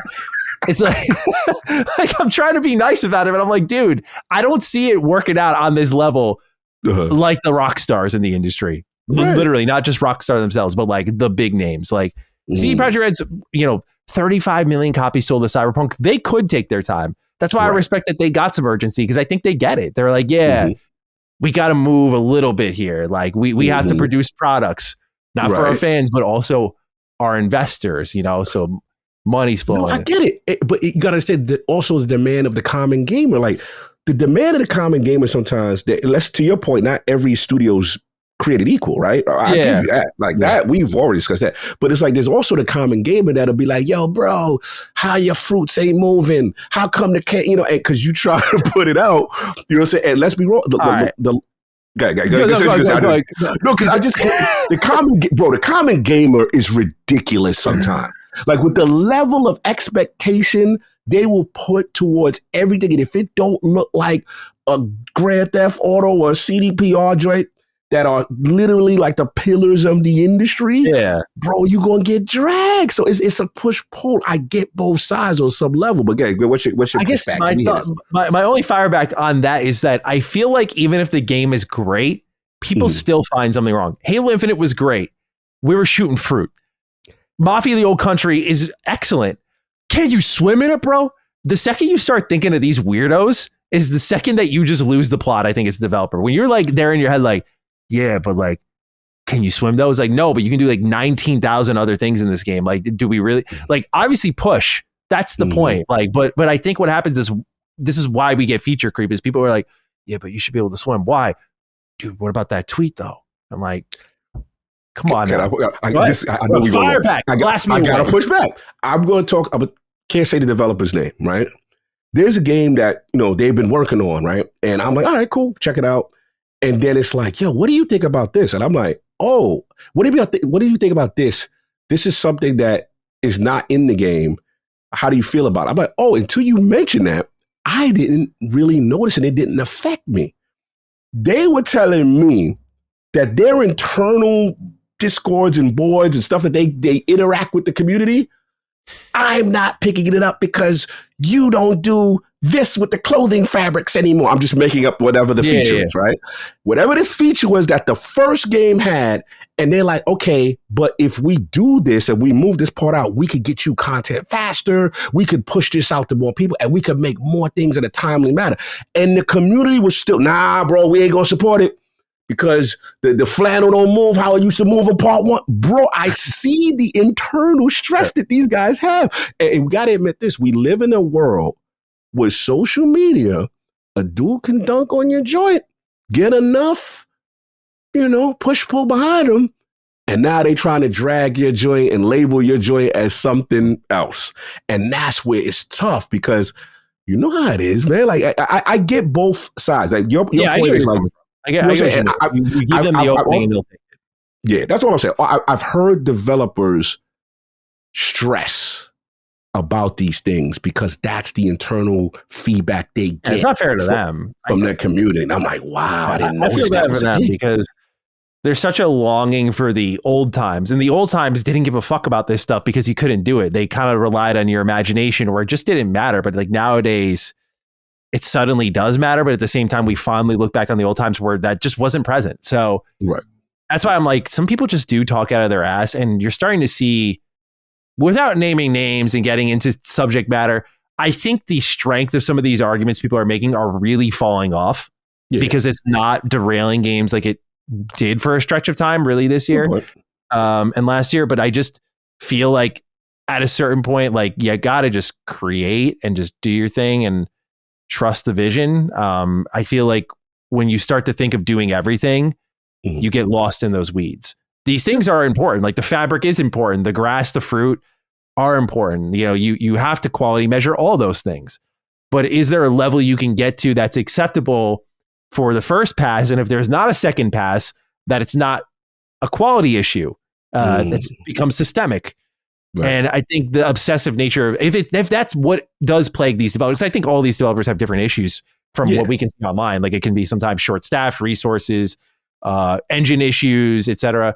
But if it is a systemic issue of like we're focusing on the little things instead of the big picture, I think that's the reason why we rarely get games like A Plague Tale: Innocence. That I remember when I reviewed that before we had conversations like this. That was a incredibly well-directed game because it knew what it wanted to be.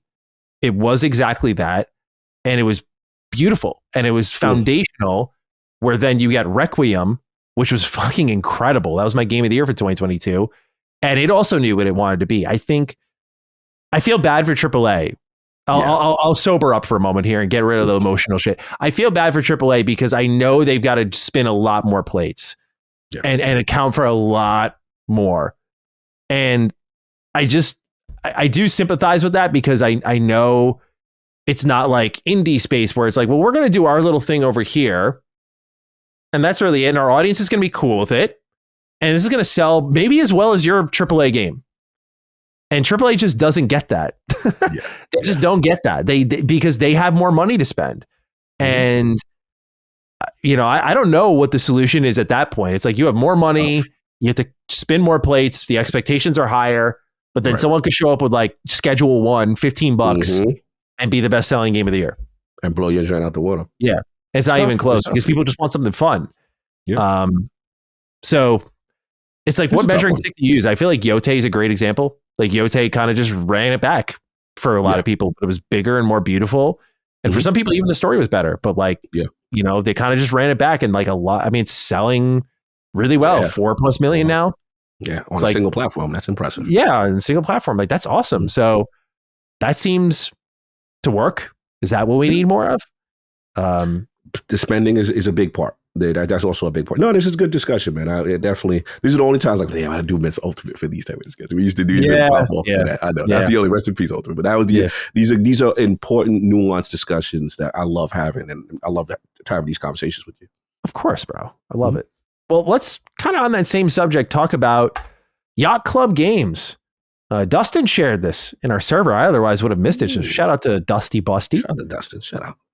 Bloomberg had a report on Yacht Club Games, which was a little surprising because I know Colin's very good friends with the people there.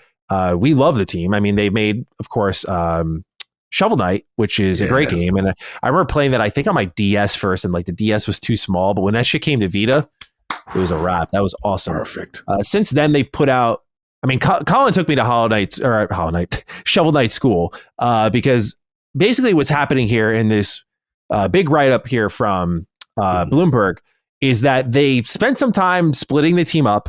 They had one team focusing on Mina the Hollower, which is their next game that was supposed to come out in Halloween. This is basically their Legend of Zelda Link's Awakening successor, kind of like how, what's it called? Shovel Knight was... Yep. What did they use Shovel Knight as a comparison to? It wasn't Mario. I'm trying to remember what it was, but I forget now. Anyway, point being is they focused on Mina the Hollower with one team, and then they had another team, the one that really headed up Shovel Knight, focusing on making a 3D Shovel Knight game. That was kind of the future. And basically what's happened is that this new director was brand new to the whole process. They didn't make a lot of progress, and now they've had to stop working on their 3D Shovel Knight game to focus on getting Mina the Hollower out because it's ran into a lot of issues. They said in this write-up that they've identified all the issues, and now they just want to delay the game because they're improving those. Like, they're done identifying problems. They just need the time to fix them. So they're saying it's a good delay. But in all of this, it's defined as an existential struggle. They say it's make or break for sure. If we sold 500,000 copies, then we would really be golden. If we sold even 200,000 copies, that would be really, really great. If we sold like 100K, that's not so good. And that quote to me was the most like what of them all, because 100K for an indie game is insanely good. And obviously we've seen some incredible stories. Ball X Pit we'll talk about in a little bit, Schedule 1, and the list goes on of like peak, just these unbelievable performances on the market. But like 100K by default is like very tough to reach, and they're saying like 100K wouldn't be that good, and that's a little bit of a scary position to be in here. But they've called it make or break, where this is a bit of an existential crisis for them. Like, they need this game to succeed now. It's paused their other project, and they've talked about how the change now to being a one project team has been great. I think this is to kind of tail off our conversation a little bit here, and I'll pass it to you. I think there's another problem a lot of teams run into is they get a lot of capital and they hire up and they try to do what CD Projekt Red's doing. Like, let's do this dual development pipeline. And it seems like based on what CD Projekt Red's saying thus far, it's working in their favor. Like, things are consistently moving along, and we're getting frequent updates, and like Cyberpunk 2077 still getting updates, and you had like next gen updates for The Witcher 3 and so on. But otherwise, a lot of these companies have tried to do like multiple projects at the same time. BioWare is a famous example of like three at once, and you see it just completely starts to tear them down. And I think a lot of teams would benefit from focusing on one project at a time. And it seems like that's what's happened here, where once they started to focus in on Mina the Hollower, they're like, we know this is a great game. Like, we've got it. It's just a matter of like, we kind of wasted our resources. I mean, we're talking about a game that had like its own amiibo, Smash Ultimate appearance. It's got merch. They said that the first game sold 3 million copies. Wow. Really good, dude. That's really good. Yeah. So unfortunately, they've kind of mismanaged. Like, this is just a classic case of mismanagement. We were talking about it a little bit, but Cog, I'm curious to see what you think of this all, and sort of piggybacking off our previous topic, what you make of what's going on here for Yacht Club Games. I mean, they again seem like very great, transparent people. I really appreciate them being willing to answer these questions instead of going through the expose drag. Just like talk to the reporter and get this sort of insight. And it sounds like kind of a signal flare, like signal boost. Yeah, that's what I was thinking too. We show up. This is not just another release for us, which I respect when a dev does that. Kodaka, we answered the signal for. So I hope people answer Yacht Club signal flare. But Cog, give me your thoughts on this. I respect the level of emotional transparency, because that can't be easy to discuss, obviously the fate of a studio relying on one game to release for success. And obviously remember Shovel Knight, excuse me. And man, that was a movement, right? To see how much they sold, how they did. You would think, okay, sky's the limit. They're about to go in the Hollow Knight direction, and we're gonna get that level. And then it goes to show you. And I think about it on a bigger scale when I talk about Bungie later, as far as like, I don't say taking your eye off the ball, but sometimes your eyes get big and you go, yeah, okay, now we've got the 3D project, we've got this, we've got that, we can expand. And you've seen this sometimes in video games where it's just like, okay, we have to scale back down and get a little bit more streamlined. And it's tough. You've got the money coming in. You've got one of the hottest new IPs and projects. So yeah, I feel for them. I'm obviously, you don't want to see them go away. So obviously, we're going to try to support. But when I saw that number, I'm like, ooh, okay, 100,000 ain't good. And here's the thing: we're in a world where discoverability is so tough, and then on top of discoverability, who you're adjacent to. Mm-hmm. Bro, I ain't gonna say no names.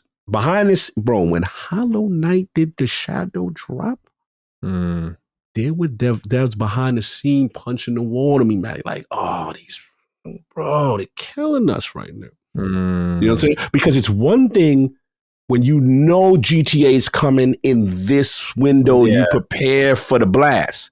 It's another thing when dudes just drop out, hey, we're ready, now let's go. Oh, no. And you're like the GTA of indie. So it's like, bro, I seen dudes like, yeah, we're screwed. We're screwed. There's nothing we can do. We've already locked in. We can't move it. We're like, damn. Yeah. You know what I'm saying? So I feel for that. So basically, fast forwarding to their guy's story, the unpredictability of releases around you. But I overall like the fact that they got this spotlight, that they got this signal boost, that they were transparent. And hopefully, if the game is quality, right, which we expect, hopefully it is based on their reputation, that people will give this a shot, support, pick it up. So I'm pulling for them, man. I'm pulling for them. This is definitely a good, I don't say a cautionary tale, but it's informative to know what type of situation these studios are in and what's make or break. I didn't know it was that make or break for them. That like, yo, if this doesn't succeed, we're out. And again, last thing I gotta say, I gotta be a little messy. Everyone's situation is different, right? And we could say mismanagement, and that's fair. But I don't want gamers to be like, okay, someone now comes to acquire them. You know what I'm saying? This is why. Like, see, people have to understand acquisition is twofold. The person has to want to be acquired. I'm not saying that they're going to get acquired. I'm just telling you why people or things happen sometimes. It's these situations where they could go under. They're done. Do you want what you love to die at that moment? It's what I always tell people. Are you okay with the tombstone saying at 2025 on this date, you will no longer get any more from this thing that you love? Are you okay with that? That's all I ask people. But so that's why I was surprised. Like, bro, you sell 100,000, that ain't gonna work for. Damn, that's for indie game, bro. It's a tough business, man. Tough business. Now, the good news for them is that when they did the Kickstarter for Mina the Hollower, they brought in $1.2 million. So I say that because they have an audience ready to support them. Yes. And I feel like Hollow Knight, oh my God, we both keep doing this. Shovel Knight. The Knights, the shovels and the hollows. The most recent Knight was Hollow Knight. Shovel Knight speaks for itself. And I think Mina the Hollower will be great. And so whenever, I mean, it's an indefinite delay, which is the only shitty part. That's like never a good sign. But they do have a big fan base where I feel like their initial sales should be good. Like, I think the 100K doesn't sound impossible to them. But when you're talking like 250,000 would be like really, really great. I hope so. But like the question is, what we never get context of, and all these companies do it differently, is how they read sales. Like some companies want their money month one. Some are like, how are you going to do over a year? The patient ones. Yeah, that's a good point. So I'm like, is he saying 200K first month? Or, like, what's it got to be? So I'm going to assume the sooner. First. Yeah. If you're in this type of scenario, you're putting it out there like that. And these guys are overworked. You could tell, the burnout is crazy. Yeah. We'll see, man. I'm pulling for them, man. Because that what you call was a really good game. Yeah, I agree. Cog, would love to get your thoughts on this one. Little art controversy got solved this week. Anti-Real, who obviously was at the center of the entire issue surrounding the artistic direction of Marathon, seems to have been satisfied with what's going on here. She posted a tweet saying, "The Marathon art issue has been resolved with Bungie and Sony Interactive Entertainment to my satisfaction." And that's it. That's all we got. So naturally, you got me and others joking in the comments like Floyd Mayweather just sitting there with all his money. I'm looking at it. It's the perfect way to describe it. Like, yeah, to my satisfaction. And I hope she got a nice big bag because number one, she's just an artist and she doesn't need to be dragged into like such a, I know she created the awareness around it, but to be thrown into that vortex and just be like, this has happened multiple times was unfortunate. I'm also curious how much they paid her out for because, you know, it's like they're doing this to avoid a legal issue. So I'm wondering what happened there, but at least this is cleared up and we know like the book has been closed. Something's been done right by this artist. And this looks like it was part of the deal. Like you go ahead and tell everyone this has been done to your satisfaction. Cog, This is all you know. What's your read of the anti-real situation now? This warmed my heart. You know, this warmed my heart because, you know, I want to shout her out because first, let's get this. She got the bag, not the regular, but she got the bag. Millions? Easy millions. Okay. Easy, bro, because it's a joint thing between Bungie and Sony. Sony had to step in, right? Mm-hmm. So she's like, because remember, this is Bungie's F up. Now it's them. So my thing is, not only do you hold the reputational weight of a studio in your head for stealing your artwork, trying to plagiarize it and put it as your own and not giving credit. Here's the thing where she wins. We have to give her credit for her tact in the way she handled it when she called it out the first time. She wasn't like overly disrespectful. She's like, I'm just surprised to realize that my art has been taken at the. She could have went a whole nother route. She did the sit down, I think, with Tassie, I think Tassie asked her a couple of questions and stuff like that. But she could have went on a promotional run to destroy, right? She said her piece. She's still quiet. They were contacted. Now I look at it, it's like, okay, we got to do this settlement. The settlement had to go out. This is a whole question. I would love to speak the whole on this. And now I 100% agree. Part of this settlement was, okay, we're going to do right by you. You don't go any further. Here's the number. Is this, you know, and that number was crazy. They best believe that number was, okay, yeah. We have no problems. We have no problems anymore. It's all good. And now part of this agreement, you have to publicly come out with a statement to say that things have been resolved to your satisfaction. And we could put this to rest. That's part of the deal, the agreement for you accepting said resolution. And thus we got, because the way she said it to that to me, that's public relations. That's legal. I was like, yeah, shout out to PR Legal and Sony on this one, because they crafted this or help nudge her towards the statement. Yeah. So that's what I get out of it, man. And look, and now this bodes well. I was just say bodes well. That's too strong. I just like that that's off. I mean, look, Bungie's reputation is always going to be damaged and scarred, but at least now we can say they made it right. You got to make this right. This is the worst scar ever, man. So made it right. And then step two is obviously seeing the game and making sure everything's updated, or if they came to an agreement, they're like, oh, you can actually use this stuff. You just got to pay a little bit more, you know? Exactly. Yeah, facts. So yeah, this is WW across the board, and then now Sony come on. But I will say this, I don't think Sony does already looking at this new addition to the family as problems ever since they brought him in the home, right? This still doesn't bode well for Sony's view of Bungie of, they're like, now we got to pay this chick. We got to pay this because you, like, again, it's that new family member. This stepchild, like, bro, what's wrong with you? You got all these, and you promised you was going to clean the house, get the dishes out. You can't even do the bake. You know what I mean? Like, they had all these promises of what they were going to do for the household. Oh, I'll make your live service great. I'll fix it. We're going to shut down Naughty Dog's game. It's going to be great. Bro, this is the worst problem child ever. You know what I'm saying? But yeah, so look out for that. But I will say I'm just happy from an artistic standpoint, from an ethics standpoint, it is resolved. Agreed. All right, Cog, let's keep moving along here. IO Interactive spoke about the future of the Hitman franchise.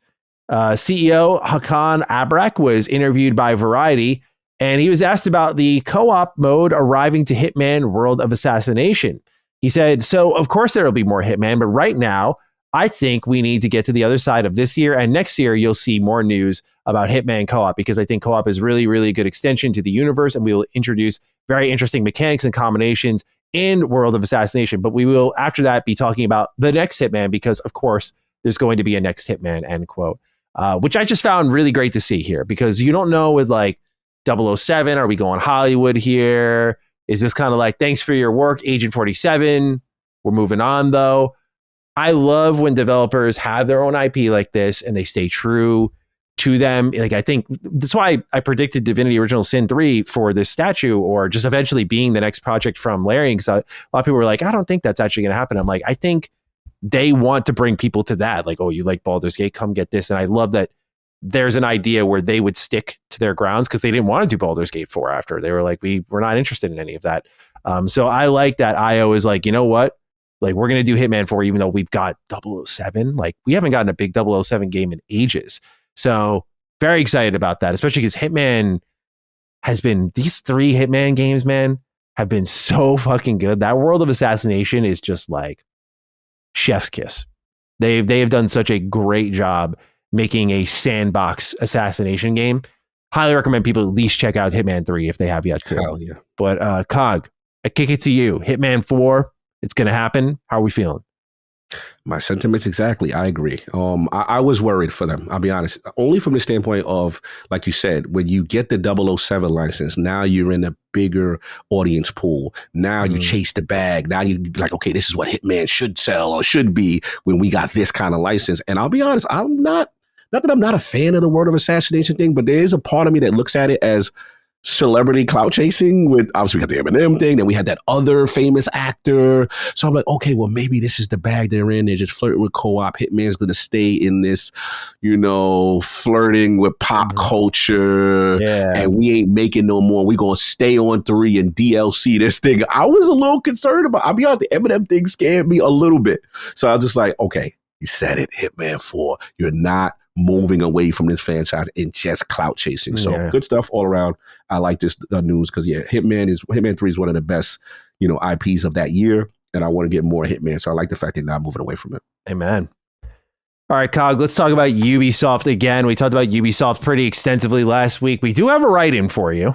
And this is one that I don't like that, to be transparent with this write-in, that you got blamed for it, because I made literally the same exact mistake, was piggybacking off your talking points, but he's like correcting you. I'm like, bro, this is the Duke's shared right now. So while it is directed at Cog, please point it at me as well. 6th Gen console enjoyer writes, hey Dukes, a major stand down to Cog for not being able to read Circana footnotes. Sample Interactive does not share digital data with Circana, which is why they're not listed on the year-to-date list. Ubisoft stopped sharing their data with Circana earlier this year, which is why AC Shadows is no longer on the list. It is worth pointing out that Shadows has already been overtaken by Oblivion Remaster and would have probably finished 2025 outside of the top 10. So we appreciate the write-in. It's a fair correction for the both of us. I stand with you. I'm taking this out with you. But we bring this up because, in light of all of this, we have just learned that Ubisoft has canceled their plans for their second Assassin's Creed Shadows expansion. They were originally going to do 2. They just released one back in September called The Claws of Awaji. And otherwise, though, there is nothing else on the way for this game. Now, one thing they did drop recently. Have you seen this Attack on Titan collaboration? We talked about it last week. Yeah, I've been waiting for you to jump in, man. What's up? It's your people. It's getting laughed at. I was not feeling negative. I did not want to jump in and point and laugh as well, but I watched my boy Kev do its video on it. And got all the comedic joy out of it that I needed. Yeah, it's really bad. It's really bad. But yeah, no second expansion on the way for Shadows, which it says a lot again about how this game might be doing, man. Like they were like not even committing to additional support for this thing. So I'm curious again, Cog. We'll revisit the topic. What is your read of the situation? Like, okay, it's successful, that's why we're not supporting it anymore. Like, very strange here. So what's your read? Yeah, I mean, their verbiage is that they're changing the way they do their content rollout in terms of, okay, it's a new experiment, as I want to say, like drip feed and different types of updates, versus the big old DLC kind of thing. I don't know what to read of it.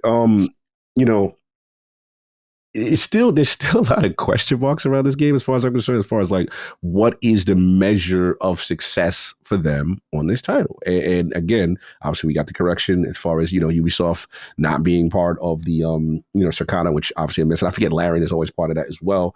But it does look, we have to admit that there is a level of cloud over them in a world with the Tencent situation and what's been going on, right?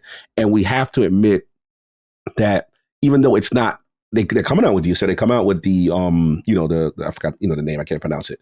They're coming out with one DLC, but they're not doing their normal roadmap.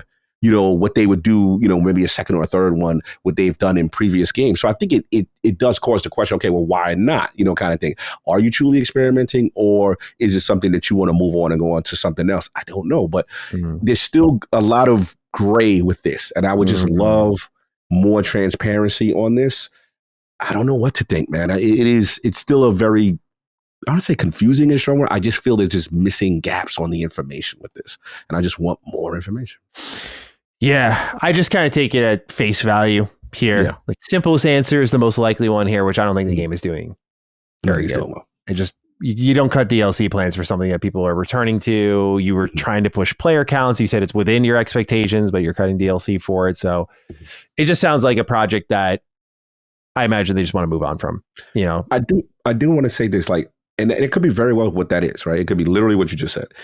My question is also, in a world where now they're looking at their entire portfolio, are they prioritizing other things? And we do know it's coming to Switch 2, right? So there's a part of me that's like, is that part of it? I don't know. But to your point, yes, the simplest answer could be the answer. Like, bro, you ain't doing well. And now, what I'm saying? This is what you do. I think the reality is that if they push to a second expansion, the damage is done. And I don't think there is if it needs one, I don't think there's a comeback for this game. And I think it's better to turn the page for Black Flag Remake, something people remember fondly. And if that's great, I think people will show up for it and be very happy about that.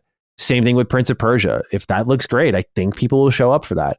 And then obviously the new thing they're doing next is AC Hex, which is like this kind of witchcraft Assassin's Creed, which sounds very socially detached from anything that might be like kicking a hornet's nest like Shadows did. So I think for them, there is a level of just like turn the page on this thing, man. Like this is kind of wasted money after a certain point in time. And let's transition to this next topic, Cog. They might be pouring resources into your baby now. Uh-oh.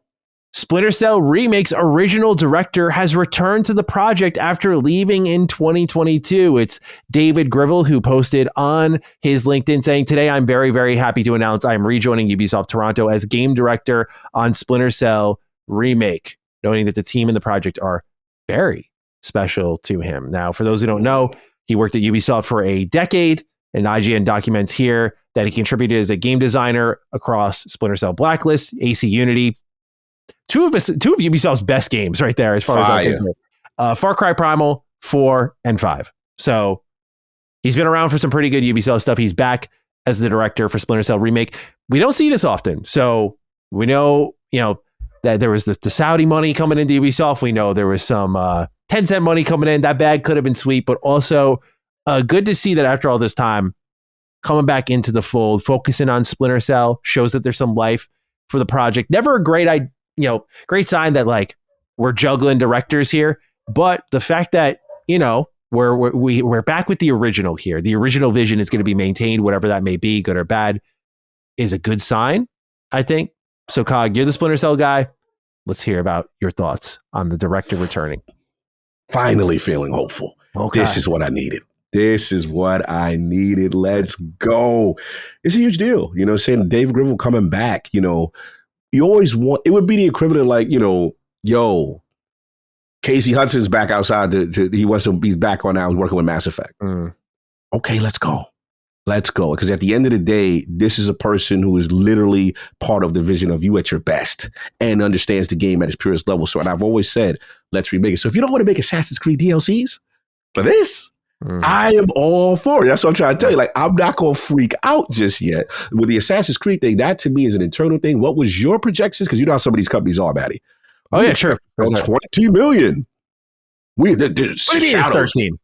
Yeah, exactly. Like, I don't know what they're trying. Some of these dudes have real high expectation and get very delusional what they think it's going to make.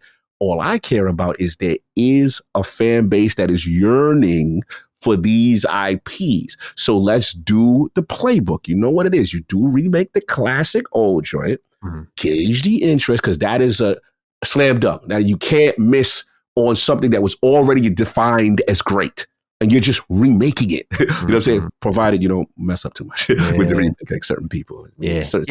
Those who should not be named. Yeah. But you know what I'm saying? When you have a playbook right there, you mess up the playbook. You can't do that. But anyway, with this joint, like, this is what I'm talking about. And to see him come back, to me, says a little bit more. It says not only just that you're going to be part of remake, maybe they do have a plan for the long-term vision, and we need you back on it. Because I can't just see him bring it back. Oh, he's going to bring it back for the remake, and that's it.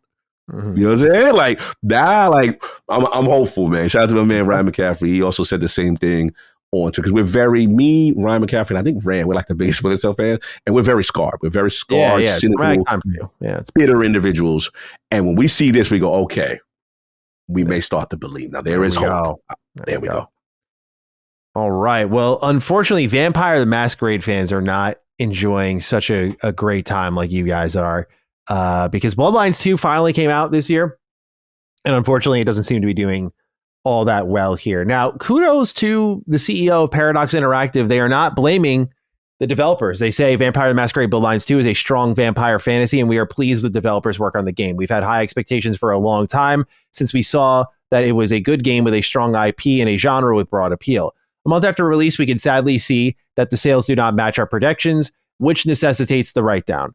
The responsibility lies fully with us as the publisher. The game is outside of our core areas. In hindsight, it is clear that this has made it difficult for us to gauge sales. Going forward, we will focus our capital to our core segments, and at the same time, we'll evaluate how to best develop World of Darkness's brand of a strong catalog in the future. And that write-down was for...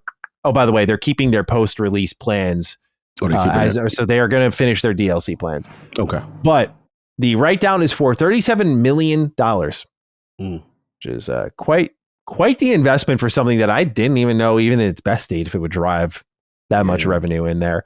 It's a game that I think for those of you who are interested, if you look at it as not Bloodlines 2, you actually might like it.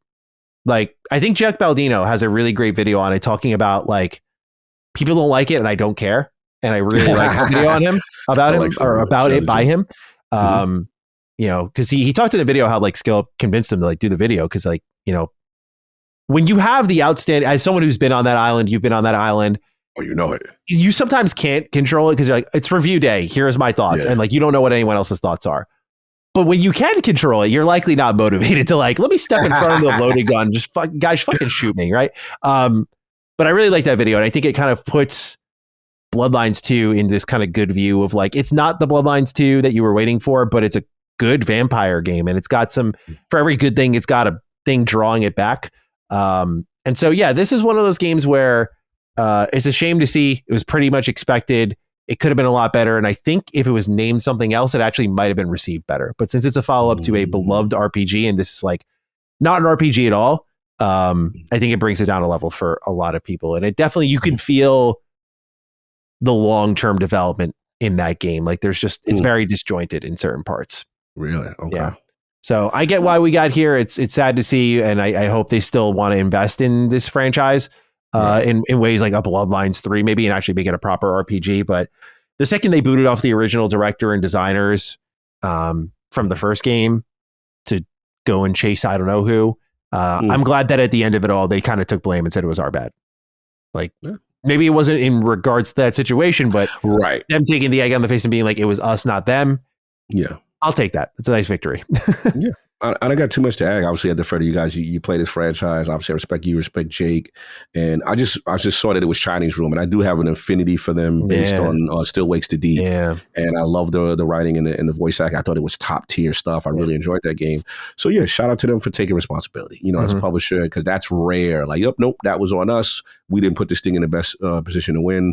And you just hope they get another chance, man. But I'm curious. I got to watch Jake's video because I know how it is to love something and like everything else. Everybody else is like, it's not received well, but you still see the good in something. Yeah. So yeah, I got to check it out. Yeah.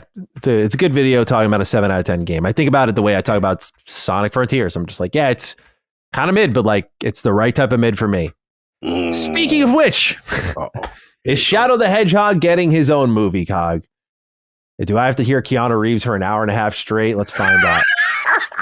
All right. So currently titled, and this is according to Variety, Sonic Universe event film, there's a new Sonic movie coming out December 22nd, 2028. And it's going to be a spin-off movie. And fans are thinking this is going to star Shadow the Hedgehog in like his own lead role. And this is not, by the way, Sonic 4, which is coming out in 2027 with certain characters that were teased at the end of that movie that I'll avoid spoilers on the off chance some of y'all haven't seen it yet. I won't be rude about it, but still waiting for my boy Silver. Just throw that out there. Anyway, Cog. Yo, got more Sonic movies on the way, back to back. Is this going to be one with Shadow and Rouge? People are wondering. But Cog, what are you thinking? Is Shadow the Hedgehog getting his own movie? Shadow is hot out in these streets. Yeah, he's hot, bro. He's hot. I was in Japan. I saw Shadow was walking around the hallway. Man, he got more pop than Sonic. Yeah.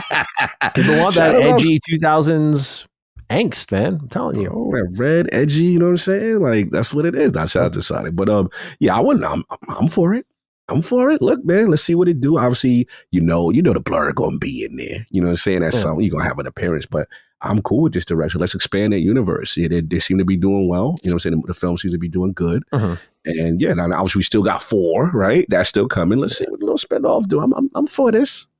Yeah, I'd be down. I mean, Shadow's definitely like the better character. He's my favorite character in the Sonic verse. Shadow's fire. Yeah, like I think a whole movie dedicated to him would be really nice. I think it's also an interesting approach compared to what I think they learned from Knuckles, and they're like, we shouldn't do a show, we should do a movie. Right. And I think that's also a good decision. I think the Shadow Generations game might have had something to do with this leaning. Like, it sold really well. And it was also, just as a fan, like, I love Sonic Generations. That's probably my favorite Sonic game. And Shadow Generations is as good, if not better. And that says a lot, I think, because that's like, to a lot of Sonic fans, like the Sonic game in the new 3D era, especially. And that was like Shadow as the lead role. I thought that was really cool. So I think a lot of people want Shadow to get his own game, his own movie. Like, I think that push is real. I mean, the merch is real. I think I saw the movie made like $500 million. Like, he brings something to the table that people want. And so I do think, despite the joking about Sonic, there is a level of seriousness that people look for in these movies and in these games. And he brings the most emotional part of the franchise to the forefront. And without him, you don't have any of that. So I'm curious what story they'll tell. You know, that'll be interesting. But I'm in. I'll tolerate Keanu. Maybe he'll improve his performance. I was about to say, yeah, you're going to be all right with that. Yeah. I'm fine with it. It's all right. As long as he doesn't bring his video game performance. His video game performance was really bad. As long as he doesn't bring that, we'll be good. You know? Good. So, all right. Metal Gear Solid, Cog. What's next? Konami had a very interesting answer in a recent interview with Real Sound.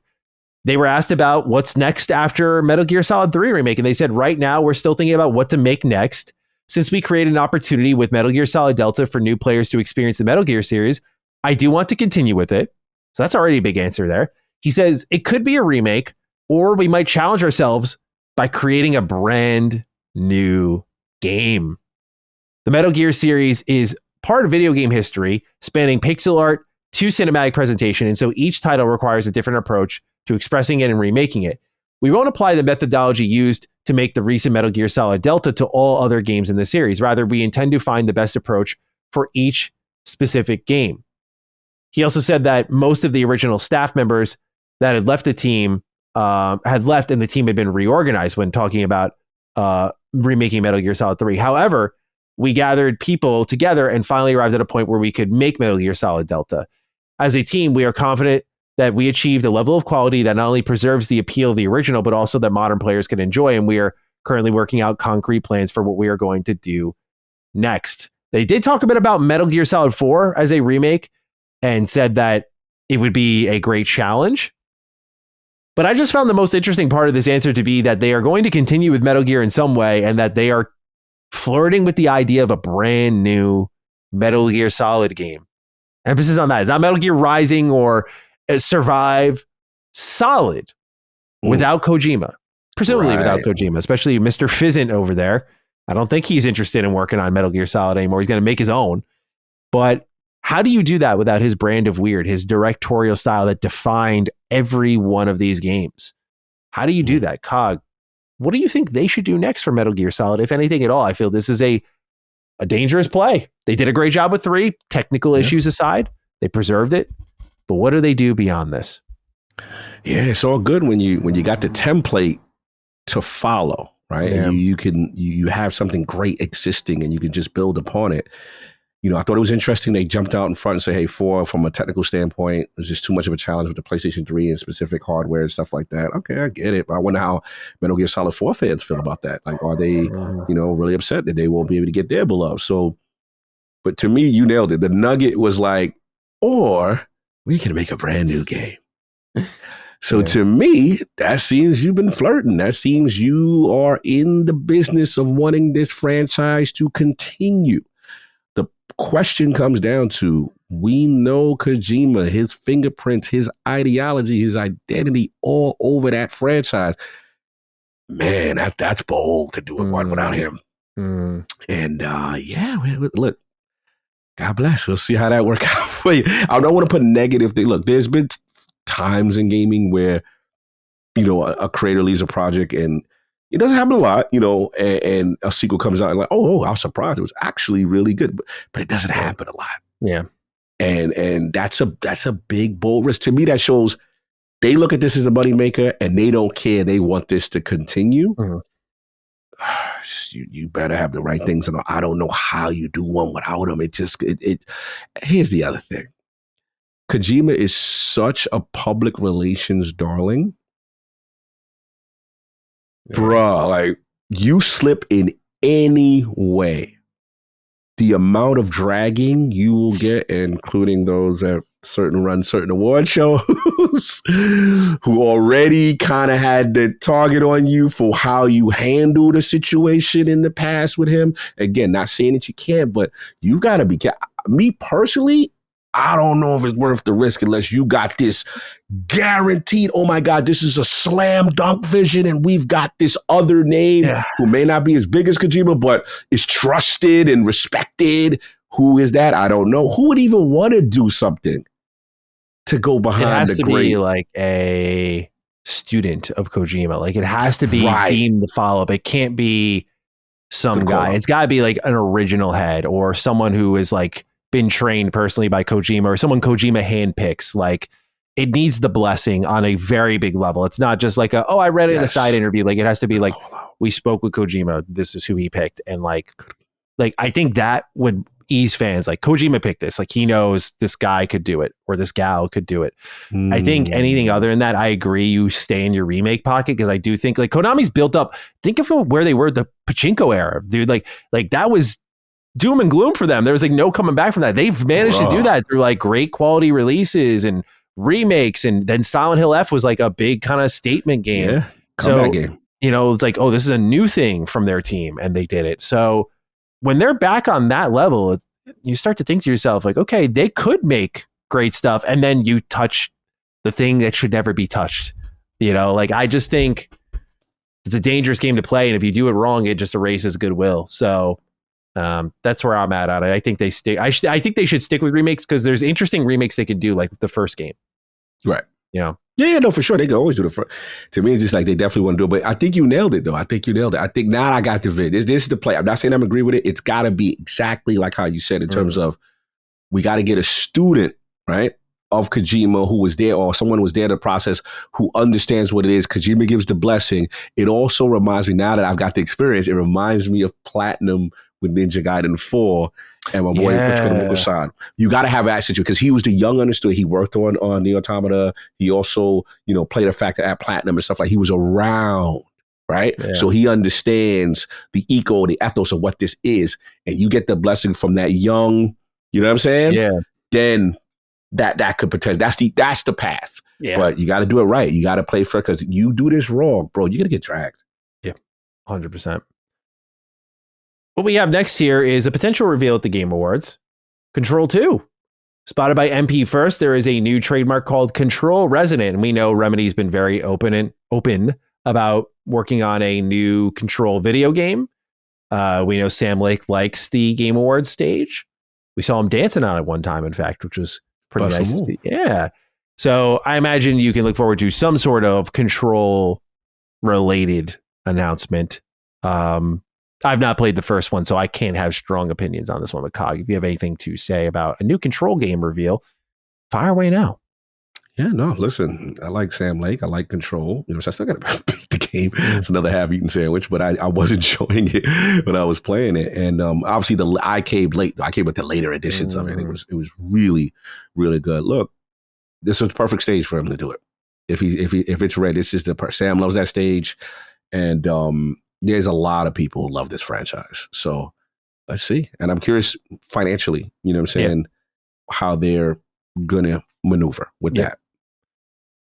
All right, last bit of news here until we talk about what we're playing. Just some sales updates. First and foremost, Ball X Pit has topped 1 million sales. That has rocketed really quickly. I remember we saw like 300K. I was like, oh, pretty good. Nice. And then it just like picked up more and more and more.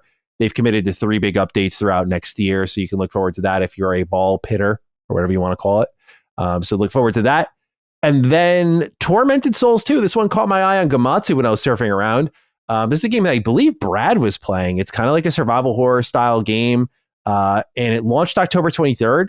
It topped 100K copies sold, which I thought was really nice. Like, it's a very niche game. Like, the only reason I heard about it is I literally saw Brad on Discord and I saw Tormented Souls 2 and I just Googled, like, what's that? Yeah, I was like, what the fuck is this? Like, what's Brad playing? I always like to see what Brad's playing. I'm like, I like Brad. He's got a really wide selection, right? Yes. So I looked it up and I was like, oh, damn, looks really good. And so, that sold pretty well here. So survival horror games, that's in, by the way, survival horror season, like you had Chronos, Silent Hill, and this still found a way where the game's publisher said that they've been blown away by the reception. We're working on some exciting new content. We'll have news in a few weeks or so keep your eyes peeled. I thought that was really great to see. So congrats on the success to these 2 smaller developers. Well deserved. Well deserved. Love it. Cog, it's time for the games that we are playing this week. Sir, as always, I'd like to give you the stage first. Let's see what you're playing. You said you were playing a lot of games. No gym. What are you sacrificing it for? A lot of stuff is out. Let me start with someone I haven't talked to in a long time. So Destiny Renegades expansion was announced. I'll be honest with you, I was like, I'm not gonna do it. I'm avoiding this. I'm good. I gotta shout somebody out. I was on YouTube just scrolling after I was eating some food, and shout out to my man, Mr. Fruit. And he was a very prominent Destiny content creator, like way back in the day. Like, he been not playing, right? And I guess, Bungie had the Renegades event and they invited content creators and stuff like that. The normal thing, new expansion, whatever. So he was like, to my surprise, I was invited. And he was just like, I've been on record not making content. Don't get me wrong. Like, he loved the game at one point. Like, that his whole channel was about the game. And his thing was just like, I've become so disillusioned. They're in a direction that I just don't find fun anymore, and I've just chosen to move on. So, to my surprise, he was invited to the event, and he was just brutally honest. He's like, "Look, I'm not going to sit here and try to sugarcoat anything. It's more Destiny, right?" He's like, "This is just more Destiny. If you like Destiny, it's more Destiny." He said, "Now I do have some Star Wars in me," and he was just like, "Okay, there were some things." He's like, "All right, I did smile at this and stuff like that." But all I can say, he was like, look, if you are, he said, for me, as looking for them to go somewhere else with it, it's not going to be enough to satiate me to be like, yo, I am full-time back. But if you like Destiny, like, this is more Destiny and it's solid or whatever. So I'm like, interesting. Now, the thing that I took from it, and this was the biggest thing, he has been very vocal with his displeasure of this game. And the direction, very vocal, you know what I'm saying? And aggressively vocal about it. And what he said was, when he was there, he was like, okay, well, why was I kind of invited? Because I'm not the target. And I'm disillusioned with your game. And Bungie's response was, that's exactly why we wanted you here. And I said, I like that. Because from a company standpoint, let's be honest, it's easy to pick people who are pro for your game and so on and so forth. And to me, it's a level of boldness and transparency to say, you know what, let's get people who have not been, enthralled with us, who don't like where the direction of the franchise goes, who really have stopped playing and moved on. And I thought that was a good sign for the future. But anyway, let's get to where I'm at. So I'm like, all right, I saw the trailer. I'm like, all right, trailer look kind of cool. And one thing about Bungie, they're always good with marketing. They're always good with trailers. Maddie, that's what they do. Mm-hmm. So I come in there, like, let me see. Now, mind you, full disclosure, I'm a casual Star Wars fan. I will defer to you with all the terminologies. I know the base level things. Sure. And that's it. Right? So I'm going in and let me see what they're doing. I go front. The aesthetic looked cool. You start off, there's a story with the Drifter. He's definitely a major part of this thing. They've got a lawless frontier, which is they've repurposed the Mars location on one part. But one thing that I like is what they're doing with the faction system. And it's like, okay, the Cabal, they almost like an Imperial Legion kind of energy. And then you got your man, it's kind of like running them was almost like a Kylo Ren kind of thing. And I'm like, okay, looks cool. Definitely vocally inspired. Let's just say that. Yeah. And then you got your other factions, stuff like that. So what I did notice is the aesthetic, it does work. It does feel cool. Now, I can't speak to a Star Wars hardcore who'll be like, nah, bro, this is cheesy. This is cringe. A Star Wars guy who's deep in the lore may not agree.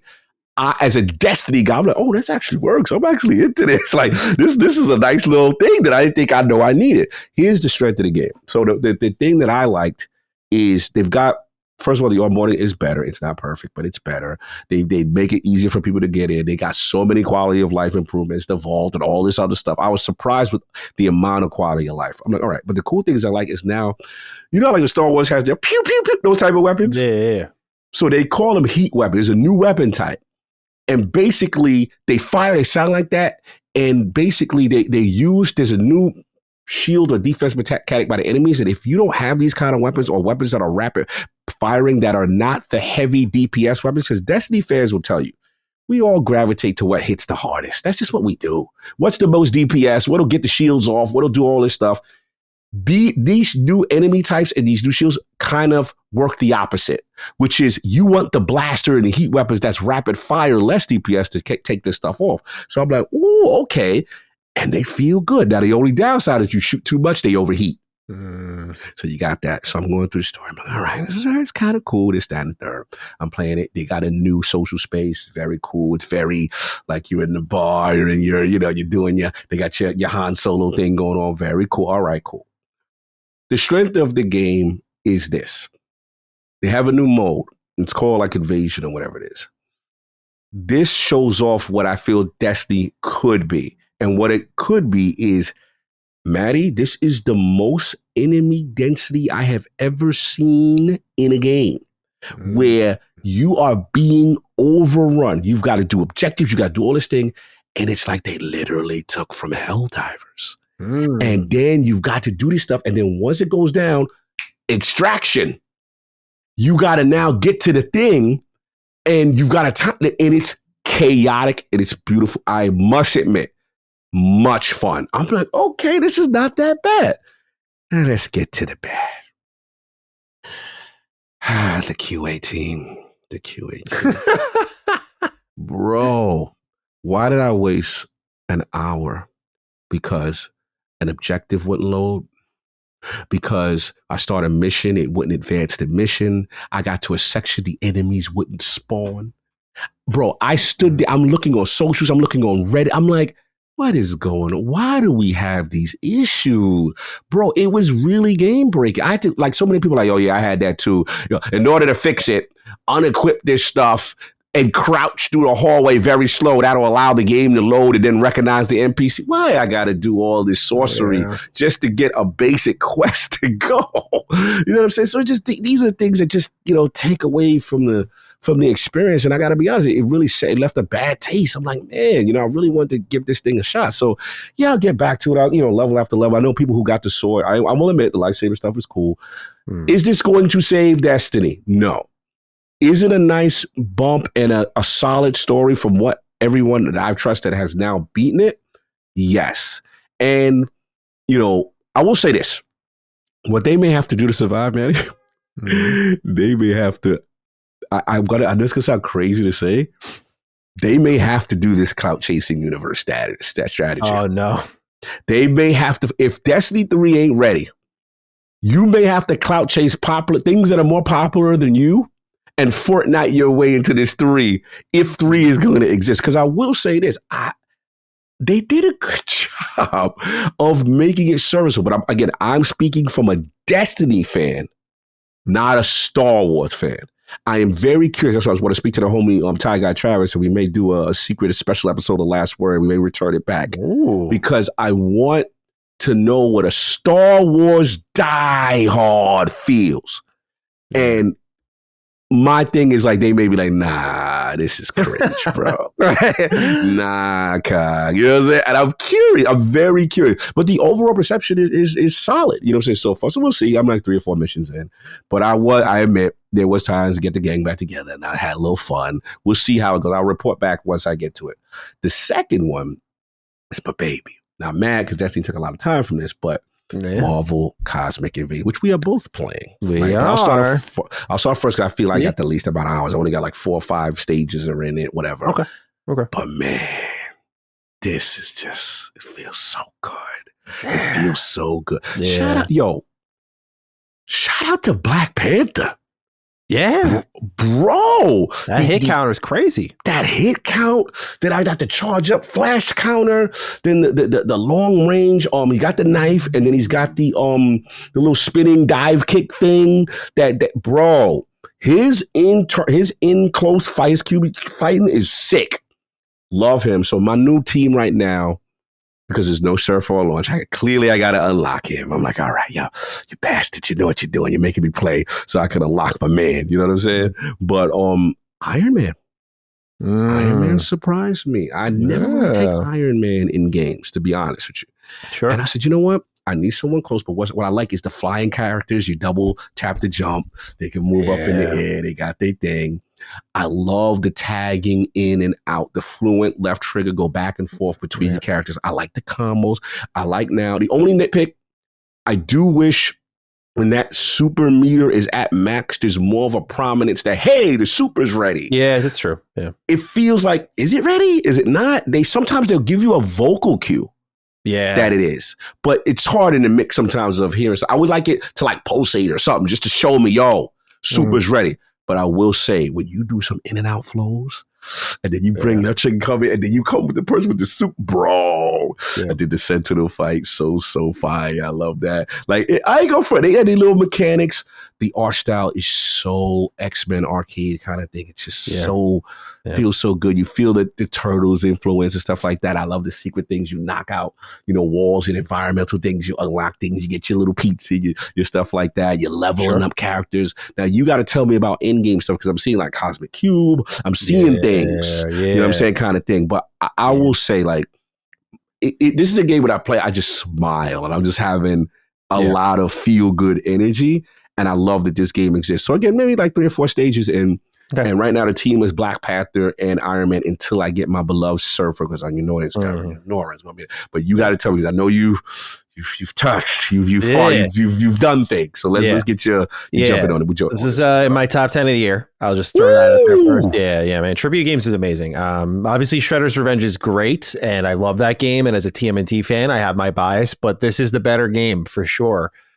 This is basically okay. So TMNT Shredder's Revenge was like an ode to Turtles in Time, right? Like a love letter to that game. Like, hey, the thing you remember, it's here. Time traveling turtles beat them up, but we're having like 6-player co-op. We're adding like a dodge system, and otherwise pretty simple, straightforward beat 'em up. And this one doesn't get more complex where you're like combo crafting and crazy shit like that. But I was very surprised. I don't know if you felt the same way, by how different all of these playable characters feel. Yes. I was very, like, when they said 15, I was thinking about, okay, Turtles had, I think, less than half of that after all its DLC. And they all felt kind of the same. Like, oh, Raph is a little stronger. Donnie had a little more range, but it was overall just like, you're playing as your Turtles and go beat some dudes up. Yeah. But in this game, I was so surprised how they all have their own specials. They all have their own style of blocking. Like Spider-Man doesn't block. He dodges. He dodges. He gets out of the way. Different combos. Like Spider-Man has a rising attack that knocks people in the air while others do not. Those special, like when you press the Y button, those special abilities, like Spider-Man will slow someone down. Black Panther will throw like kunai that explode. Rocket Raccoon throws out random grenades, and so on. Like I was so surprised by how altered all of them felt. She-Hulk is incredibly slow but incredibly powerful.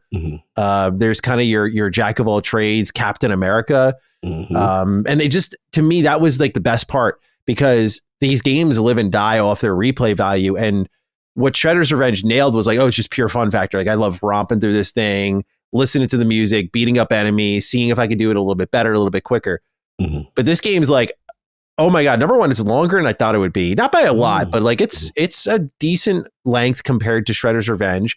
And then you have all these different combinations of characters that you can slap together. So the replay value is sick. And then the bosses have mechanics now. And I know people are sitting here going, what is the big deal? But if you've grown up playing beat 'em ups, you kind of just like wallop them. They get iframes. They hit you. You hit them. At least for me, the casual beat 'em up player who's not like, I mean, I'm not able to like no hit run these things. But for this game, it's like, okay, he's got like 4 pylons here. I got to hit that one next to him. Or this guy does this attack at this time. I have to time my block there. There's a level of like skill and depth and mastery. And that's the key to getting quicker through your runs in arcade mode. And then the Cosmic Cube is great because as you complete these levels and challenges, it's like a very simple, easy unlock system, but you just go in there and you spend these cubes and you'll get new skins, usually just color palette swaps. Okay. You do get a more original looking skin for these characters when when you fully level them up to 10. Okay. So that's pretty cool. Like Spider-Man had one where like his eyes were like glowing green. It was kind of like an iteration on the black suit, which I thought was really cool. Jean Grey's is more of like a classic look with like blue, which I thought was neat. So they have like little cuts like that where it's not like, oh, it's a totally different character, but it plays with the pixel art nicely where it feels differently. But the Cosmic Cubes, like color palette swaps, unlock tracks. You can unlock readables for all the characters if you want to do that. You can unlock modifiers for arcade mode. So you can like turn on a feature that makes it where when you use your special attack, it's like a classic arcade game where it takes from your health bar. Old school. Yeah. One of my top comments on my Retro Rebound video on the game, though, was saying how they love that they have separate bars for like health and your special meter, because a lot of people don't like these beat 'em ups that take from your health bar. They're like, that sucks. And I agree. I became super stingy. I was like, how can I not use this? Yeah, good call out. It just never felt great. And so I like that this game solves that. It's, I think, kind of like a masterstroke in its genre, because it solves a lot of the genre's problems while keeping it faithful. It's like, okay, like this is still highly replayable. It's tough, especially in those later stages. It's the same way as Shredder's Revenge, the first 4 stages. I fool myself. I'm like, damn, I'm nice. And then you get deeper and deeper, and you're like, oh, I almost got by that boss fight there. They almost got me. And then you get to another one. You're like, damn, it got me. Beat it the second try. And as you just get deeper, like that curve is perfect. So they have all of that while still keeping it new feeling. And then they have all these switches that you can flip to make it as old school as you want. You know, there's difficulty options that are scaling based off how many players are in the match. So you can use when you fire up arcade, you can use default difficulty per stage, or you could use 1-player difficulty. Or if you want to go in as 1 player and turn on the 4-player difficulty and you just fight 4 players worth of enemies on screen as one character, you can do that. And I just love that. There's a lot of ways to tweak the thing. So it's very simple. Campaign arcade mode, as people listening might not know, but you just get, I think, so much more out of it. It really is their best game yet. It makes me, I had no doubts. Like, this is one of those on-site, of course, this is going to be great. This is going to hit. But they did a great job with it. They really didn't rest on their laurels here, but that's the Cosmic Cube. It's kind of a simple unlock system, nothing too crazy. I like that even though they have a leveling up system similar to Shredder's Revenge, they didn't get too carried away with it. And they're like, okay, it's like an RPG now too. It's like, just unlock like extra health, a little extra focus, and it does it automatically. You don't even notice it really. So I think it's an amazing game. I love it. I gotta ask because you're ahead of me. You already beat it. How's my man? How's he looking out here? You are going to be very happy. Okay. You are going to Cog. He's powerful. So first and foremost, you will not be compensating. He is really strong, but more importantly for you, he's cool. He sounds cool. They handle him well. Like, does he say power cosmic? Does he say anything on it? Does he remember any verbiage? Oh man, that's a deeper cut. I'm trying to remember because they talk a lot in that game. They do. Yeah, I might not. Okay, you might not remember. It's cool. I apologize, but that's cool. It's cool. I will say, Cog, it is the most. I've seen only a little Silver Surfer, but it is the most, I think, cool representation of him I've seen in a while. Like I think if based on what you sound like, you were a little let down by the movie. I don't think you're getting that here. I think you're gonna be very happy. Always have him in the squad. And again, I gotta emphasize, he's strong. Like they really made him feel like, damn, like it was almost like now that I think about it, it was like a mental like respect to Cog. Like I wanted to use him in my squad, but I was like, that's his character. Like I can't.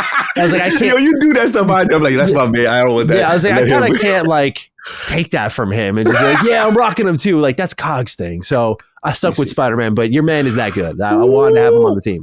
I'm excited. And then so you're doing your duo with Spidey at home. Jean Grey. So Jean, okay. Voiced by Jennifer Hale. I had to. Nice. That's my fucking Bastille LaShawn right there, man. She sounds awesome. And she's also like, because I need someone who can get in the air and stay in the air and stay in the air. They can do that. And she's really strong. And I just love Spider-Man. They really got like his movement and he's going around crazy. They almost made Black Panther a better Spider-Man though. Yo, Black Panther. Yeah. I was shocked. I used to be honest. Every time I pick Panther, sometimes he's really not that good in video games. I'll be honest. Like some Black Panther games, I'm like, I remember playing Marvel Avengers. He's usually he was kind of. So it's because it's like it's harder for those melee kind of guys who, sometimes they Wolverine class him, right? So it's just like when you're in that box, like really not much you could do long range. So but his quickness and getting off, and I'm like, bro, he's roughing things out. His combo potential is crazy. Yeah. So I was just like, okay, like this is one of the funnest Black Panthers I've got to play. Yeah. So I initially paired him with Storm. And Storm is dope. Don't get me wrong. She's cool. Yeah, she's cool. But it's something about Iron. And what you said about what I love? The charge moves. Yeah. When you hold that.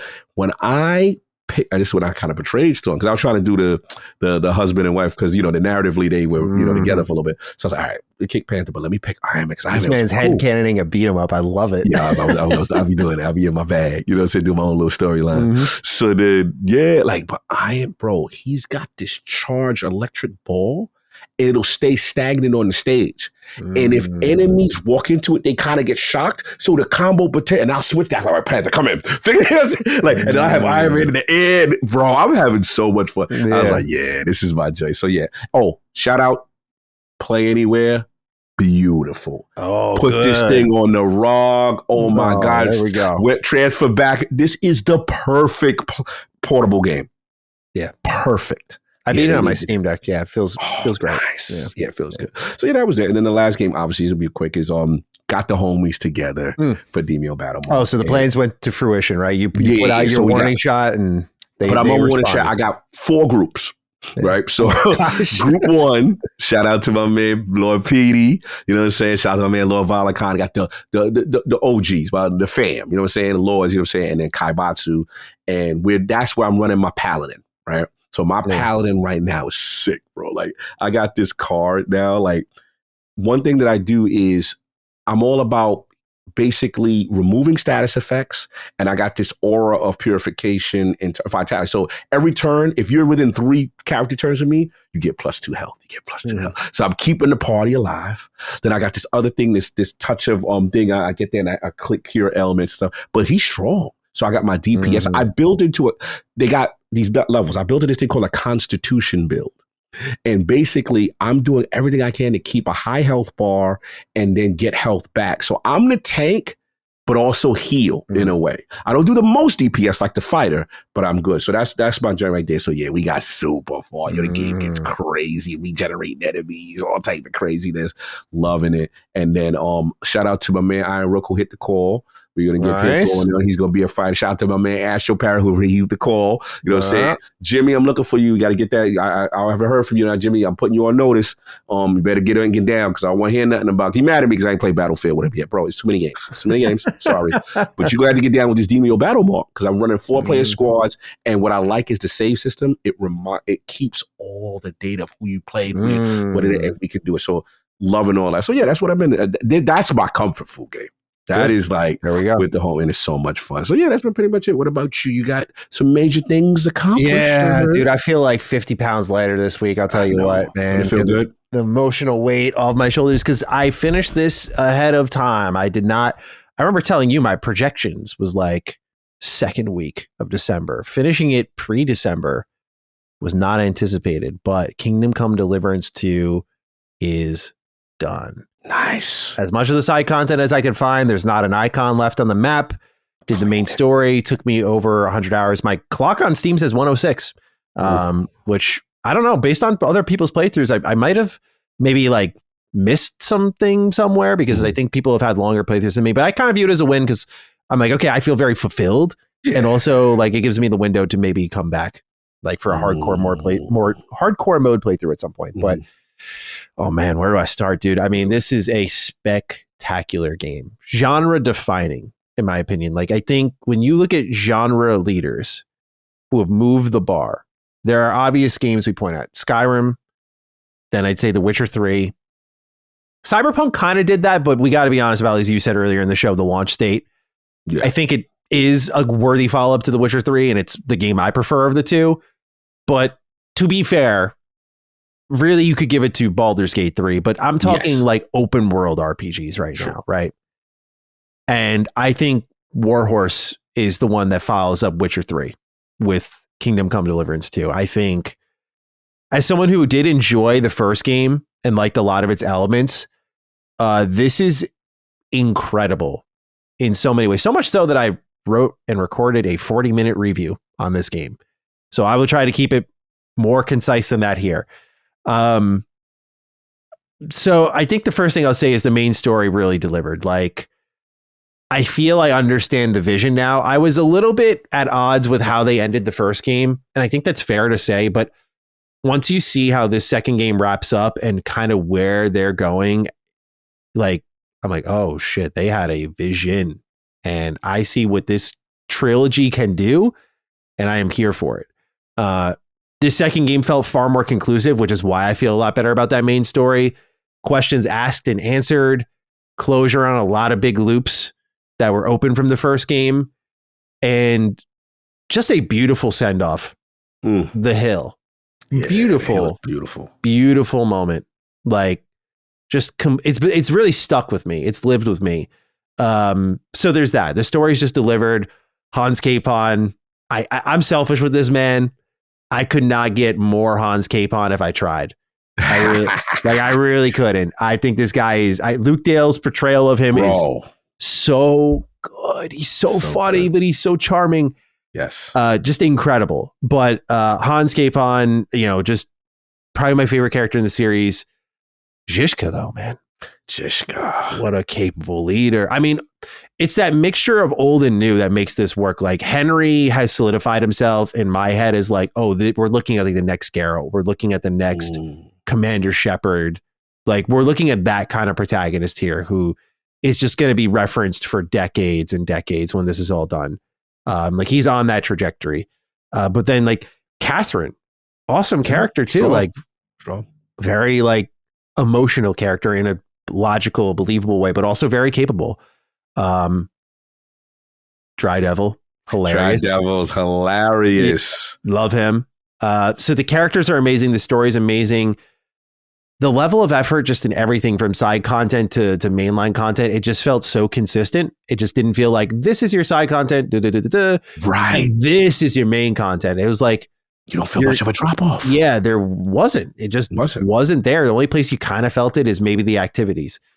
The side quest lines I really like the most were like, let's think here. Serial killer Thieves Guild, clean tax in the bathhouses, like just incredible. The one where you're collecting stuff on behalf of Sigismund's army was also great.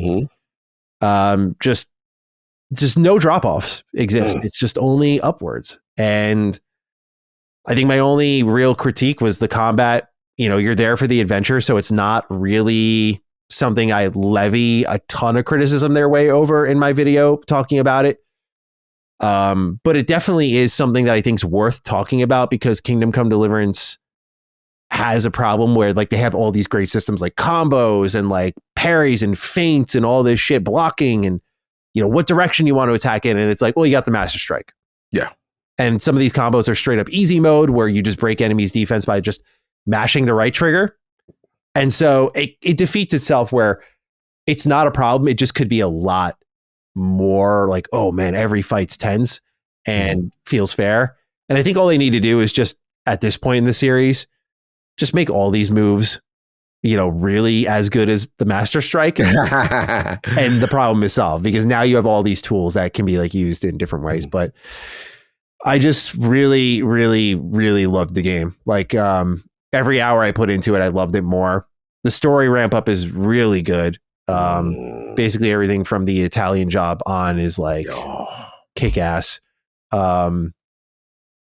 And I don't know, it's hard to find the words for it. When I was like, really, like, that's why I scripted it, because I don't really script my content. I'll do like bullet points, but I was like, I really had to search within myself to be like, what is this making me feel? But it's up there, man.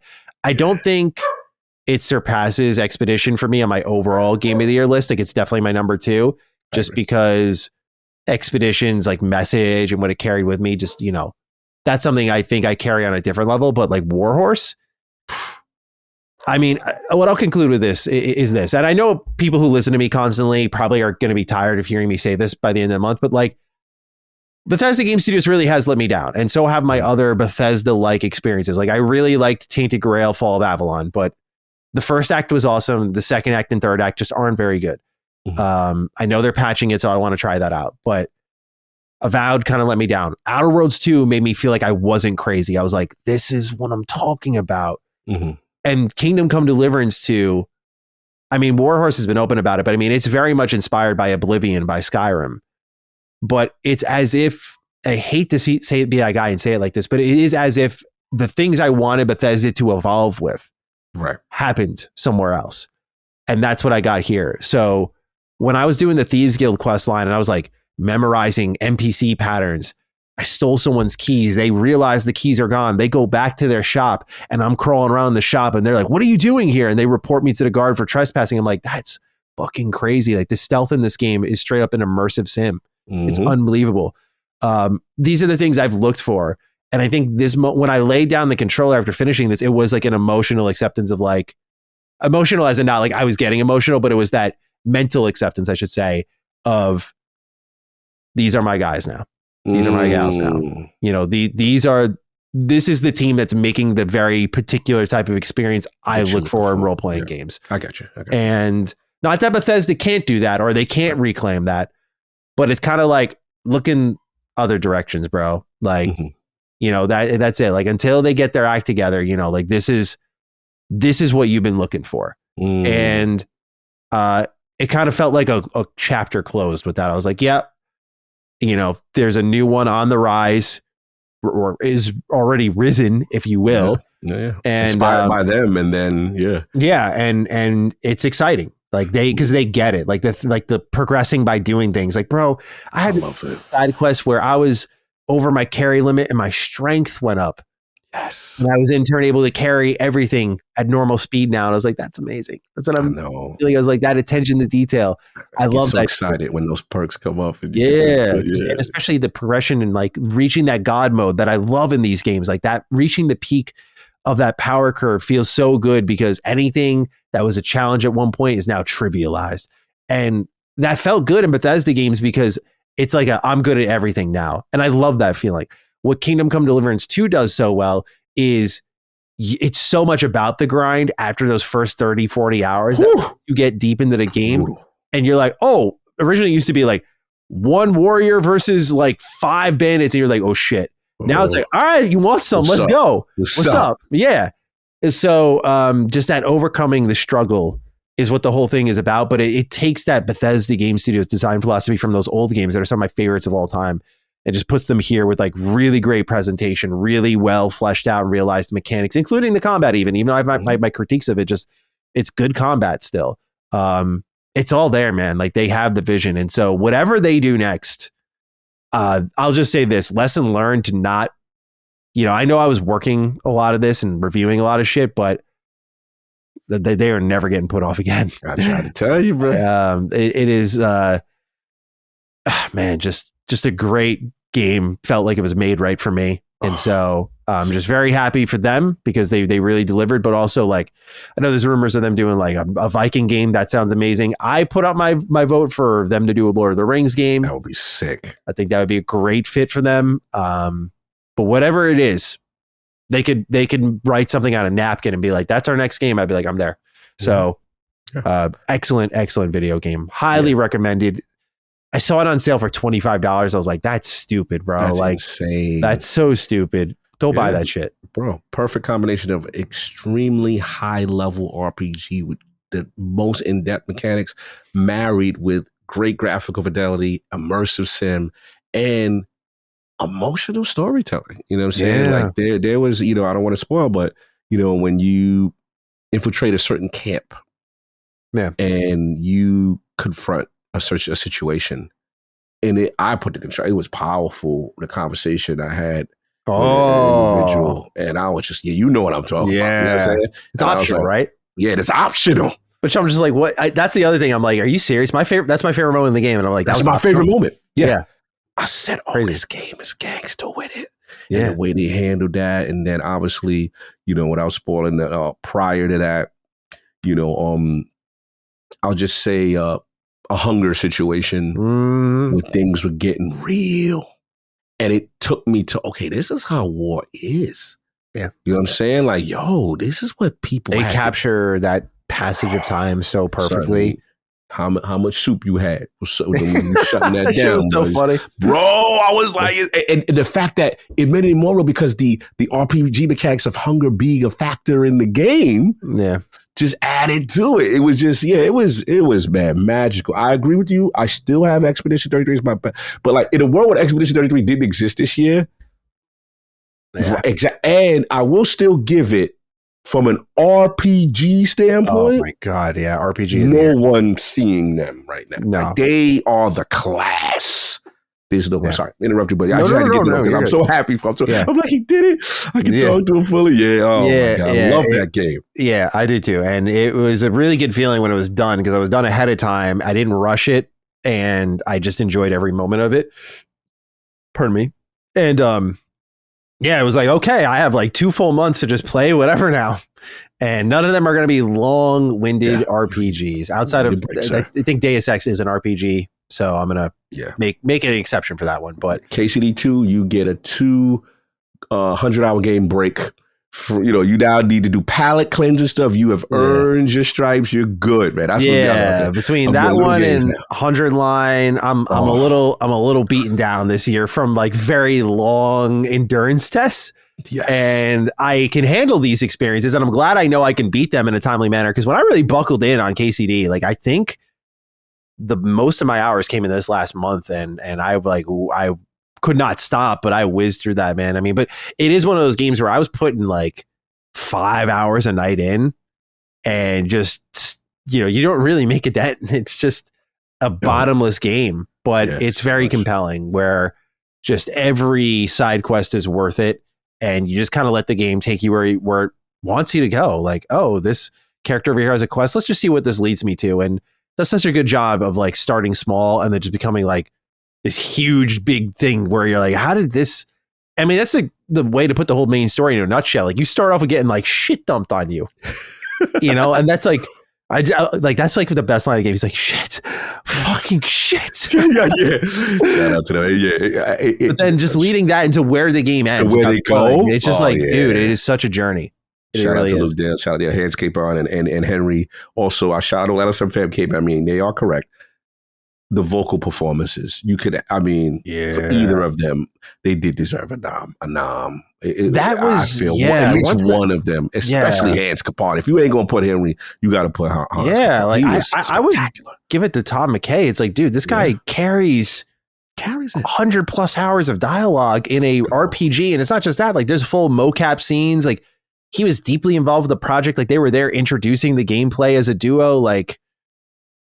But I know, by the way, Last Stand Media Fam, I know it's not a marketing award. I'm not saying that, not a participation trophy, but this guy's workload for the game is crazy and it's consistent. It's really good. And he plays both sides of Henry well, like evil Henry, vengeful Henry, funny Henry, naive, whimsical. I love naive, Henry. Goofy Henry. He's naive to the foolishness. And I'm like, that's my favorite Henry to play as, like, just like dumbass Henry. Just, I love dumb Henry. He's funny, bro. Okay, and the accent, he just makes me laugh.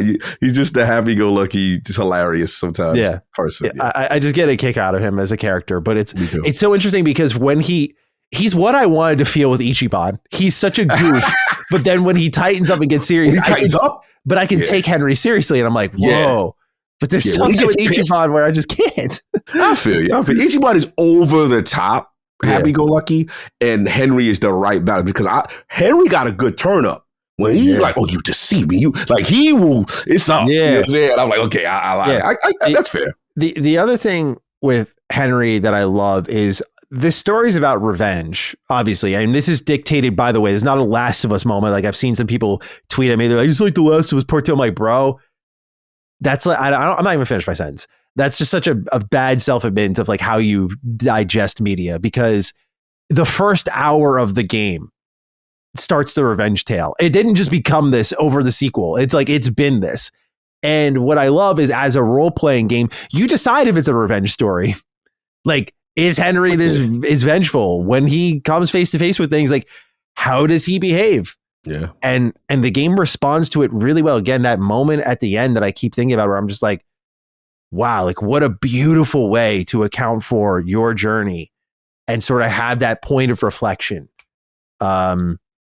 Incredible. But it's to me, it is a revenge story, but it's not, it's up to you to decide if Henry is defined by that or not. And I think that's a really admirable trait in this game. So yeah, my praise for this game is endless. It's very, very, very, very much excellent. And if you're like me and you love those open world RPGs, even if you're a little tired of them, this is the game that does give you the swift kick in the ass where I think you kind of realize you're eating some good food, like, hell yeah. Yeah. You've been having some snacks for a while, some mid takeout, maybe not. I wouldn't say like I'm playing bad games, but again, for me, like, I've been playing a lot of Bethesda stuff and I like their brand of game. And then you realize what that brand of game can be. Could be. Yeah. When pushed further. And I hope Elder Scrolls 6 can do that, by the way.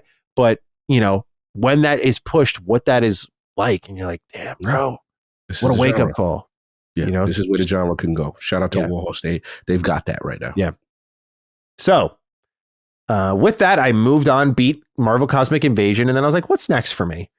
I already talked about it earlier in the show. I was looking at that PS3, and I was looking at the upcoming release schedule.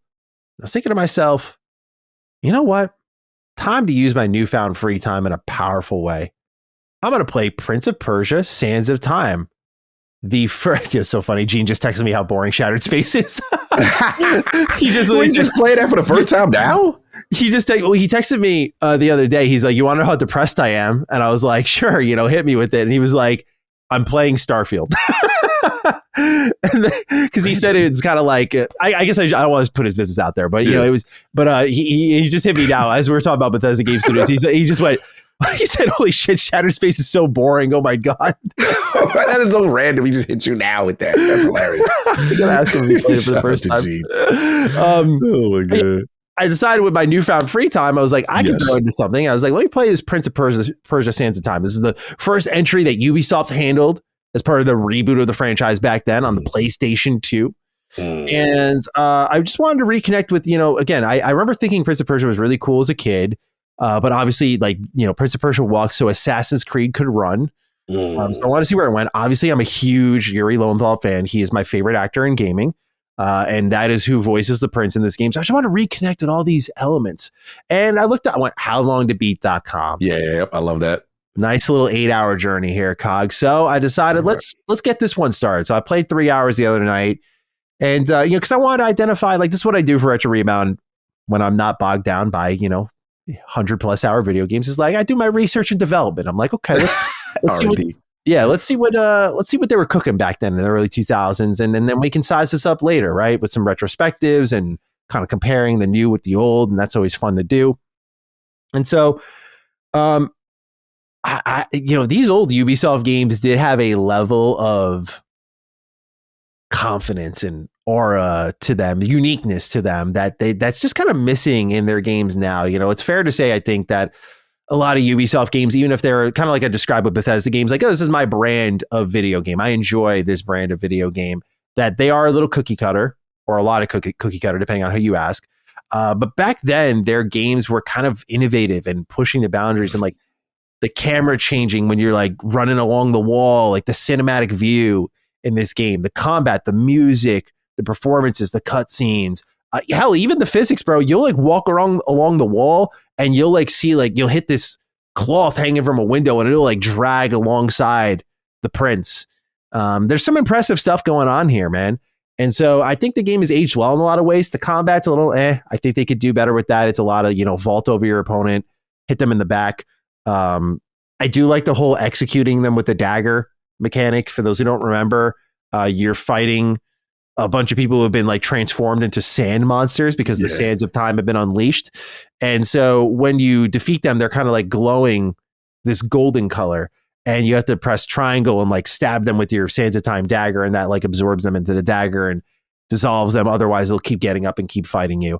So there's that, combined with a bunch of moves where you can like stab them and slow them down completely. Obviously, the most popular mechanic in this game that defines it is you can rewind time. And it's kind of like a little romp with you and Farah, who is like the romantic interest for the prince. They don't start off that way. But yeah, overall, it's just been like a fun romp where I'm just using my newfound power in fun ways. I'm like, yeah, I'm going to beat this game in a couple of days, and I'll see what's up for me next, right? I know it's not what I originally said I was going to do, which was like hop into dispatch and stuff. So for those who are wondering why, I gotta get that. Yeah, my thought process was this. Talk to me. I just played in B2 games that reached my top 10. Let them sit. Okay. Let them digest a little bit, right? Like I my list is kind of done. I'm very happy with my top 10 list. It's definitely a list I'm going to reflect on when I need that wake up call of like business decisions I need to make and how I plan what I play throughout the next whatever years I'm on this earth for. But this is one of those moments where I said, I need to let these experiences process, and I need to just play something that's backlog heavy and not really, when I say content relevant, I mean like, is it in the top 10 this year? If I can squeeze in Dispatch, I'm going to. I still plan to, but I want to at least let these two really incredible experiences sit with me, especially because I'm not done per se with Cosmic Invasion. Like I'm done, like I beat the campaign, but like I'm going to go back to the arcade mode a bunch of times. I planned for this weekend to do a co-op romp with some friends. I got to do the co-op. So yeah, like I'm excited for that. So, I like let these cook for a little bit in my brain and in my body, and then move on to some stuff. If I don't get Dispatch in the Game of the Year talk, that's okay. But yeah, that's what I've been playing this week, and it's been fun. It's been a nice release here. So I think outside of checking out Metroid Prime and Octopath Traveler, which I already committed to myself, I don't think, unless they like really win me over, I'm not going to do like full playthroughs of. I'm kind of done on new shit for the year, dude. I'm kind of coasting into my Fallout vibe, where like I'm just looking at playing Fallout stuff, maybe on the low, on top of those smaller games. Little Burning Springs, maybe. Yeah, well, I guess I could have thrown that on the list here, but I did. So shout out to one of the LSM commenters, because they did write in and correct me on something that was like, duh. I mentioned this before, but I always said that I wish I could access my PlayStation save file, because that's where my best character I've made for 76 is. Like I have 150 hours in that character, and I don't play the game a lot where I could just get back to that easily. And so I was like, yeah, it'd be nice if I could access that, but it's the PS4 version, 60 frames, et cetera, or it's not there, et cetera, et cetera. And someone was like, oh no, it's 60 frames over there. So I did fire that up. The servers were down all day. Yes, it's another messy launch. Yeah, it's like buggy too. Oh no. I talked about the launch situation and my early impressions. I had my first 22 minutes of it had 2 broken enemy AI encounters, and I got kicked to the main menu, which wasn't great. So that was in 22 minutes. And then I managed to get back in later that night, because then I played an hour and a half of Wasteland 3, which is awesome. Old school throwback. Yeah, I needed to be fed. I was in that Fallout zone right there. And what a great choice that was, by the way. That game's fucking incredible. But then I went back and was like, because I was going to hop on Discord with a friend. So I was like, all right, let me see if this is working. And it was online. So played for a little bit longer. And I can't have any strong takeaways yet, because I haven't gotten any new takeaways beyond what I had from my preview event. Like, okay, the challenges are kind of in the way with the main story progression, where like I had to finish these to move things forward, and I don't like that feeling. So I will have more to say on it this week on my channel, but also on Duke next week, because I was interested in it. I mean, Walton Goggins, the Ghoul, is in this, so I want to check that out. But right now, it's not going as planned for Bethesda, unfortunately. And it's the first time I have seen the 76 community upset. Really? In a while, yeah. I went to the subreddit and I was reading, and like all the top posts are like, this is a huge L, Bethesda. Like, hey, I love your games, but this is unacceptable. And this is significant because this is the community that rocks with Bethesda the most, because they enjoy this particular brand of Bethesda design more than anyone else. Like, they like the recurrent loot. They don't care that, oh, Fallout's a live game, whatever. Like, they're not like me, who's like hung up and kind of emotional about it, you know? Like, about the single player stuff as opposed to the right. Yeah. So wait, just to clarify, what's the point of contention with 76? Like, what are they upset about? It's the servers being offline. Oh, they're offline. Yeah, the servers were offline like all day yesterday. Got it. Yeah. Okay, gotcha. And then they were on, and then Bethesda's like, they're online. We fixed the login issues, and everyone's like, I still can't get in. Which one of those people was me. I was like, I can't get in. What are they talking about? It's online. And then they were like, it's offline now. So they took it back down to do more maintenance, and they put it back online again. They're like, we think it's fixed now. And most people couldn't get in. People were writing in on the Reddit this morning, and they were like, I still can't get in. So there were server issues, and then there were people reporting a lot of bugs, even though this expansion was in the PTS for a while. So, yeah, again, I want to shake it out some more, because I know I've been very critical of Fallout content lately. So I want to do what I do always and give it a fair shake and kind of get through this main story of Burning Springs and see what's going on here. But definitely early indicators seem like environment sick, and we might have some problems beyond that, but we'll see. All right. We'll see. What's up? Yeah, I got to jump in there, man. I forgot April was this week. There's so many games, man. Yeah, I like Marvel Cosmic Invasion, Octopath, Metroid, 76 Burning Springs. If you're into that brand of game, I mean, it's a lot.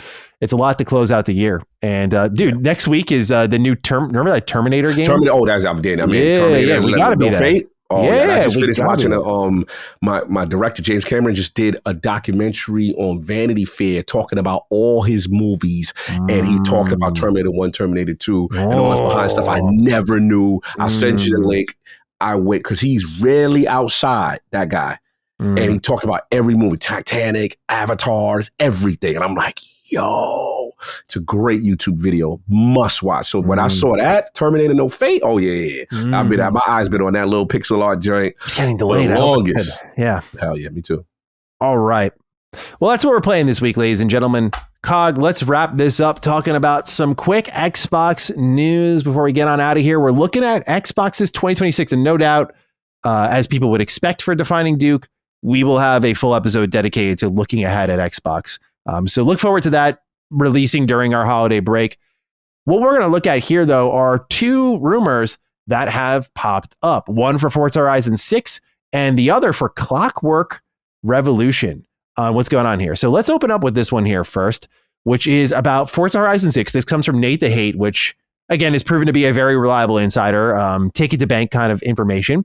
And so he was asked by a user on Twitter, now that GTA 6 got delayed, is the first half of the year for 2026 a release window more likely for Forza Horizon 6? And Nate said the first half of 2026 has been the target and remains as such. And naturally, this has led to a bunch of follow-up questions like, what about Fable? What about Gears? All that stuff. So he has not responded to any of that, but we're looking at the first half of 2026 for Forza Horizon 6. And I found that to be interesting because, Cog, you and I were talking a little bit about, well, we think that's like a fall joint maybe, but looks like it might be spring. Let's read this right in, and then we'll talk about this, and then we'll jump into the second game rumored for 2026 that I personally did not expect to be dropping that year. It's Shane Bailey as the writing. He says, "Good day, Dukes. Nate the Hate is reporting that Forza Horizon 6 is targeting a release in the first half of 2026. What do you make of this, and what might it say about Xbox's release strategy for its other tentpole games in 2026? Will they finally spread the field and not release their biggest first-party games on top of one another? What do you expect, or when do you expect, E-Day and Fable to launch? I hope we get an update on the KOTOR remake at the Game Awards so we can see Maddie cream his onions kind of day." Yo. Dude, it's so funny. I had a daydream moment about this the other day, and I was washing the dishes, and I was just like in this, when your brain just takes you on a journey? Yes. And you just go down that rabbit hole. Bro, I was fucking living it. Like, I was living this moment of like, KOTOR remake. It's back. It's coming June next year. It looks fucking great. I'm bugging out. I was like totally in fantasy land about it. So in case anyone's wondering what goes through my head in my idle time, I'm imagining like pop off moments where, fuck yeah, let's go. It looks good. Yeah, man. Anyway. That's hilarious. Forza Horizon 6, God. First half 2026.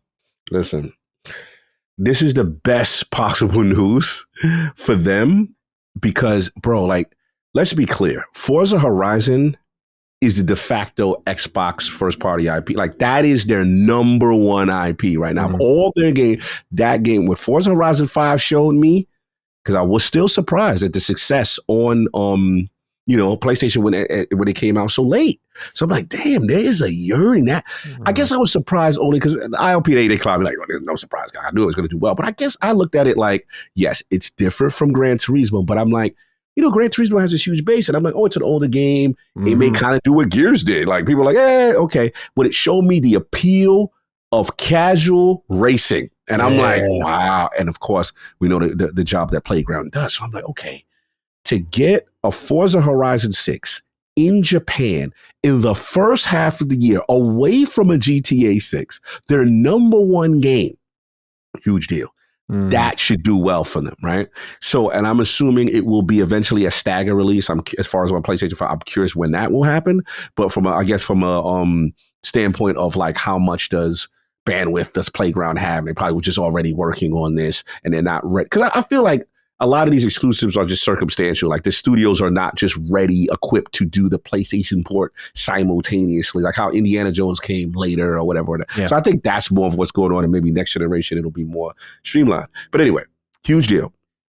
But to your point, that second game, listen, man, you know how we feel about that clock. Are we up to the clock where I can talk about it? We're not. Oh, sorry. We ain't gonna talk about it. We ain't gonna talk about it. But what we're gonna talk about is this. In a year where they have Gears E-Day, Fable, Halo campaign Evolved, it was imperative for Forza to get away from that. And now to have that at the top of that is a massive deal, right? So you got the first half, kind of thing. Now you got it down. The one I'm worried about, the next time, it's actually Gears E-Day now. Where does that I'm more go? worried about Halo. Yeah. True, you're right. You're right. Halo definitely is the more concern based on the nostalgia of the date. Yeah, and now we know where GTA 6 sticks. Right there next to it. So you're right. I stand corrected. I was just saying that's the one I share more concern with. I would say. Yeah, Halo campaign concern is higher, right? Yeah. And it's no multiplayer.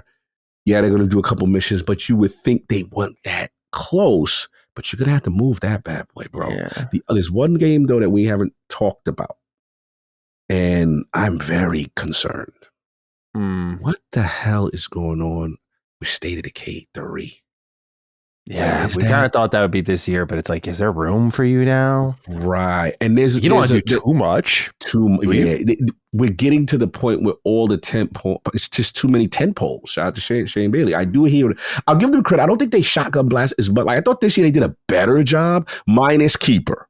I was mad about the Keeper situation. Keeper got a little buried, or a lot Keeper of it got disrespected. I did not like what happened to Keeper. But for the most part, you know what I'm saying? South of Midnight, Doom, you know what I'm saying? Avowed, Outer Worlds had a space. Like, they did a good job overall for the most part. It was not, just like I said, only thing I'll give them was Keeper. But the next year, my prediction is you're going to have to move somebody, especially now that we know what's coming also. At least we think what else is coming. So I'm not worried is a strong term.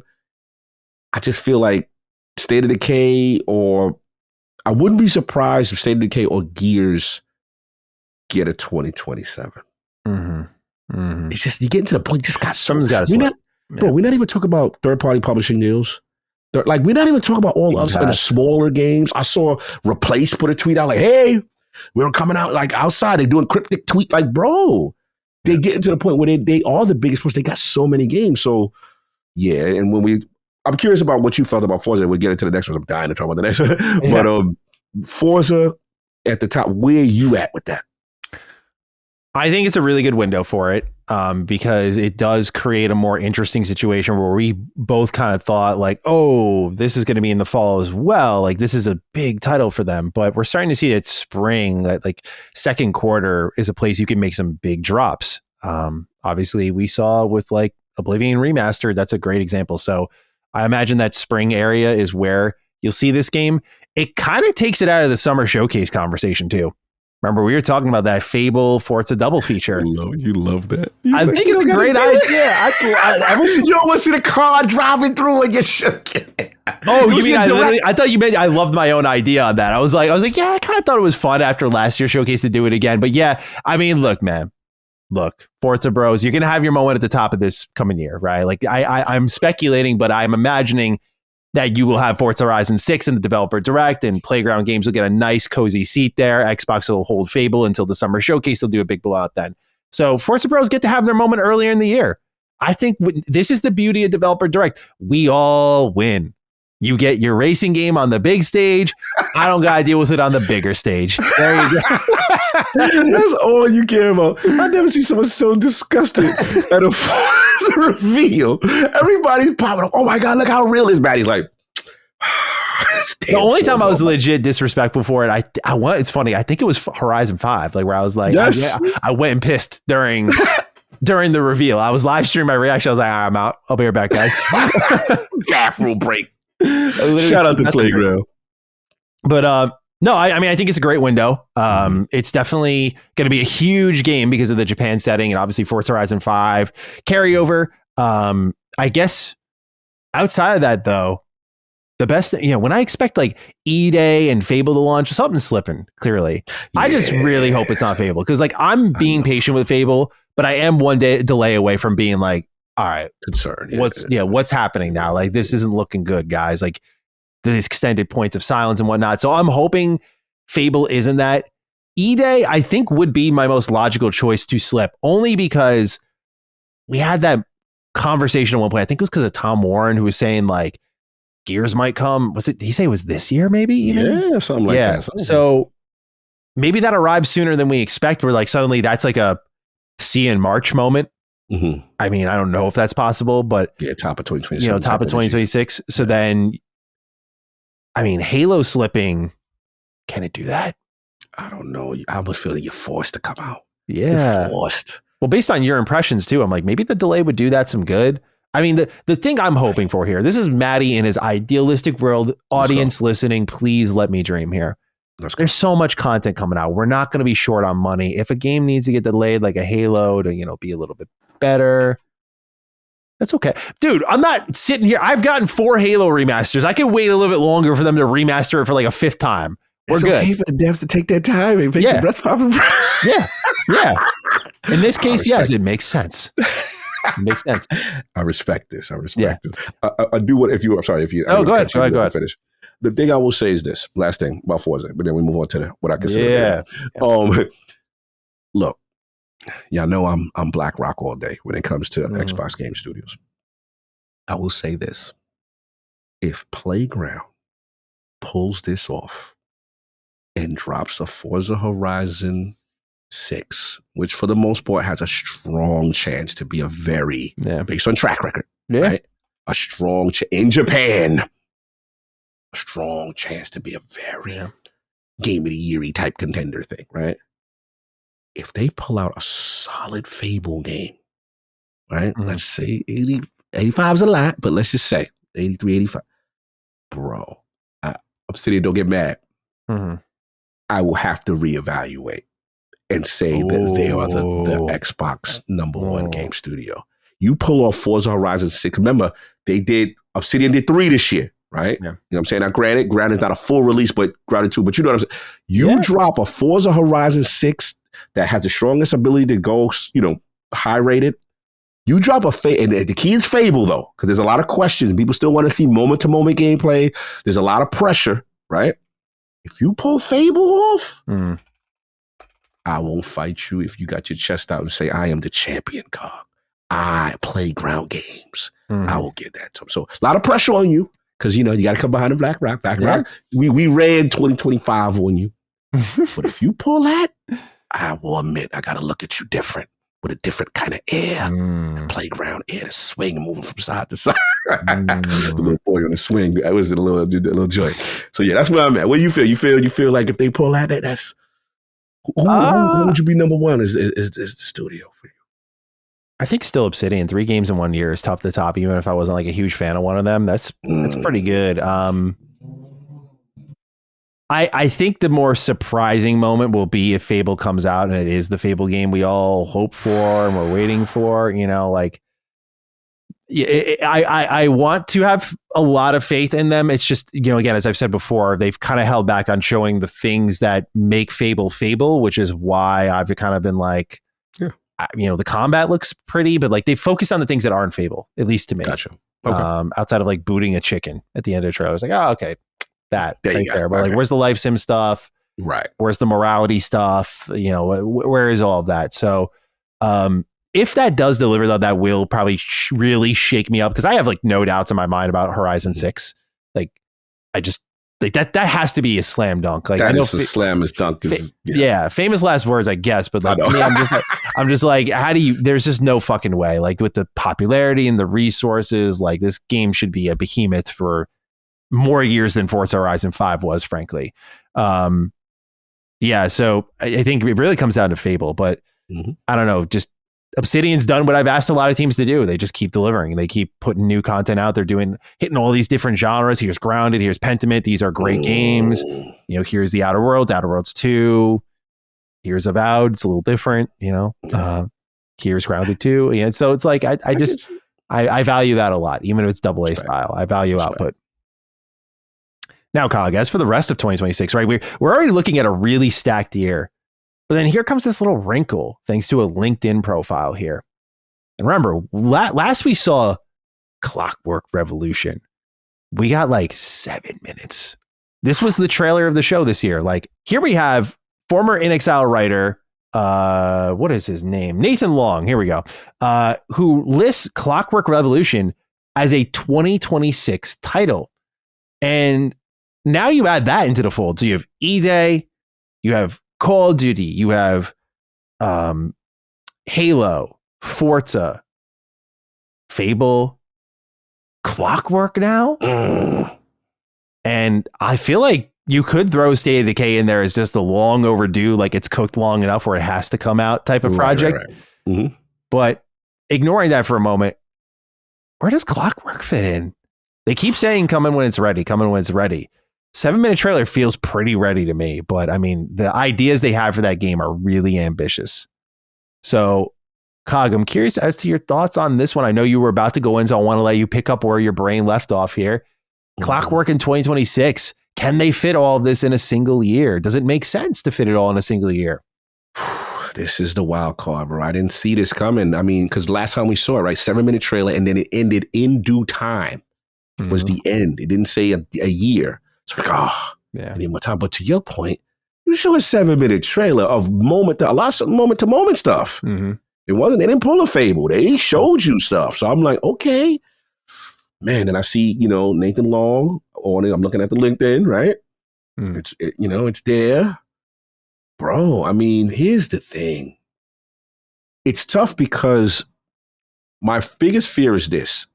Clockwork, in my opinion, cannot be in close proximity with Fable. Mm-hmm. So wherever Fable is, I just need Clockwork needs to be, because Shadow King, you made a good point. It's always tougher when you're the new IP. Yeah. Even though we see the potential, even though we know In Exile may be the greatest secret, since the Black Rock, of their acquisitions that have yet to jump outside yet. We're waiting for them to jump off the porch. So my thing is, Clockwork needs a proper rollout. If it's ready, the only way I'm like, if you can do that first half, because you don't compete with Forza specifically. Forza's different, you know what I'm saying? You go get Forza, but it's not like, you know what I mean? Like, I don't feel like if it's a month or two from proximity from Forza, I'm not as worried. But I am worried if you're second half of the year and you're in proximity potentially to a Fable. And let's be honest, with the November being what November is and GTA being what GTA is, and then we still forget the elephant in the room that everybody hates to talk about. You are the steward of Call of Duty, which needs to come out. Yeah. Which probably is going to be October now because you're not coming out in November. So. Yeah. Yeah. Yeah. So that's my only fear. If Clockwork is a second half title, I don't want you near all that. No, there's too many minefields. I feel you gotta. The thing is like, is December too soon after GTA 6? Because I feel like you have to flex your December option. Like Xbox has done many times in the past. Halo, they just did it last year with Indiana Jones. Yeah. Like, is that too deep? Like, is that, or I should say deep, but is that too close to GTA at that point? Right.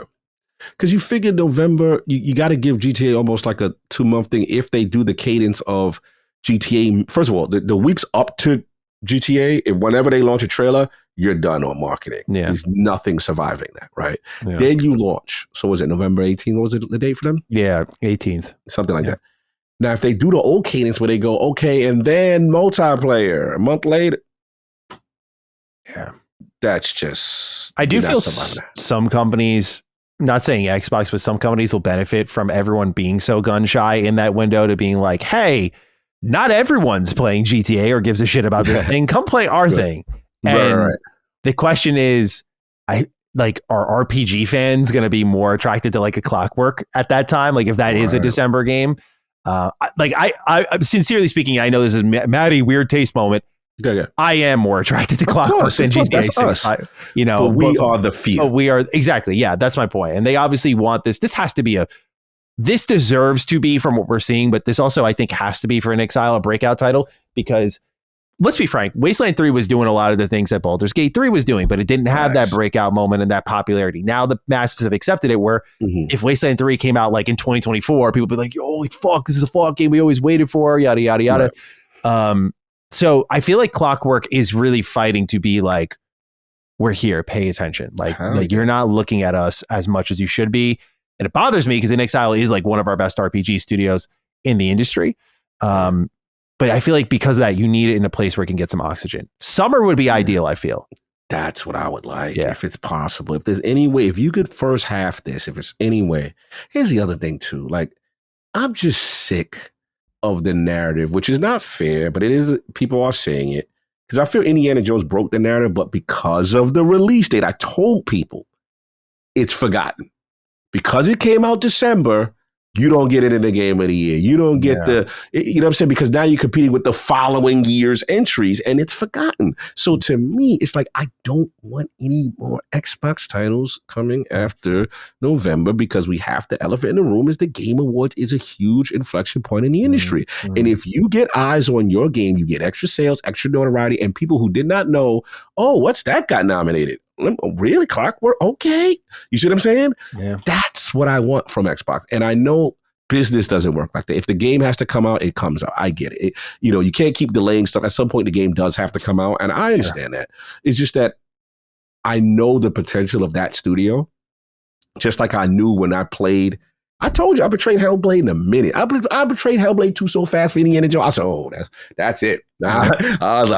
Respectfully, I came in on Hellblade, left the developer direct like, I see who the champion is. You know what I'm saying? That's IMB. You remember that direct, but we did that show. Of course. So for me, that's the air that In Exile has for me. Yeah. I don't want them on in December. I want these titles, especially in a world where Xbox is what's that word? Where they're looking for blockbusters and they're looking to not, hits only business. Yeah, hits only and not promote little, or not saying that Clockwork's little, but you know what I'm saying? Like they need all the shine they can get.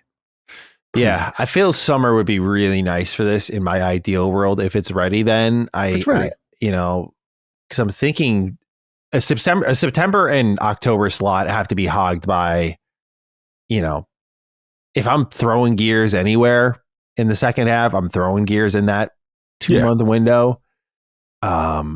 Otherwise, though, Halo, Halo is the most complex one. I just That's look at that. I'm complex. Like, wow, like what the fuck did they do, man? What like do they do with that? I don't know. You delay it to next year at that point. Like, could it benefited from that? It seemed like it needed time anyway, but like, it's like, this is a different style of delay where it's like, we're going to lose sales by just being next to GTA in any capacity. Like, the only Halo would have to pull what Ghost did. Ghost, you know what I'm saying? Like, remember they came out like very top of the month, I believe. They had like a 2 to 3 week window. You're going to have to pull some little trick like that. You're going to have to, you can't give them the actual November 15th. You can't do anything. You got to do like, you're November 1st, November 2nd. You know what I'm saying? You got to get a little bit before the storm, get what you got to get. It's an important title. It is for them to, especially in the multi-platform publisher strategy timeline, so. Yeah. Interesting, good problems to have, but I do feel for them. The year they have their most, they have to be extremely strategic on how they handle this, or that otherwise they can cannibalize themselves. Yeah, I'm sure all these publishers are dealing with it a lot, but because of Xbox's volume of content, I think they've got it the worst right now. Of like, what do we do with all of this shit that we're about to drop? That surge of games before November next year, I think is going to be stupid. I think there's going to be so much stuff that tries to grab you ahead of that. It is going to be absurd. So look forward to us complaining about that, no doubt. But just like, how are we going to play all of this? Bro, we forget.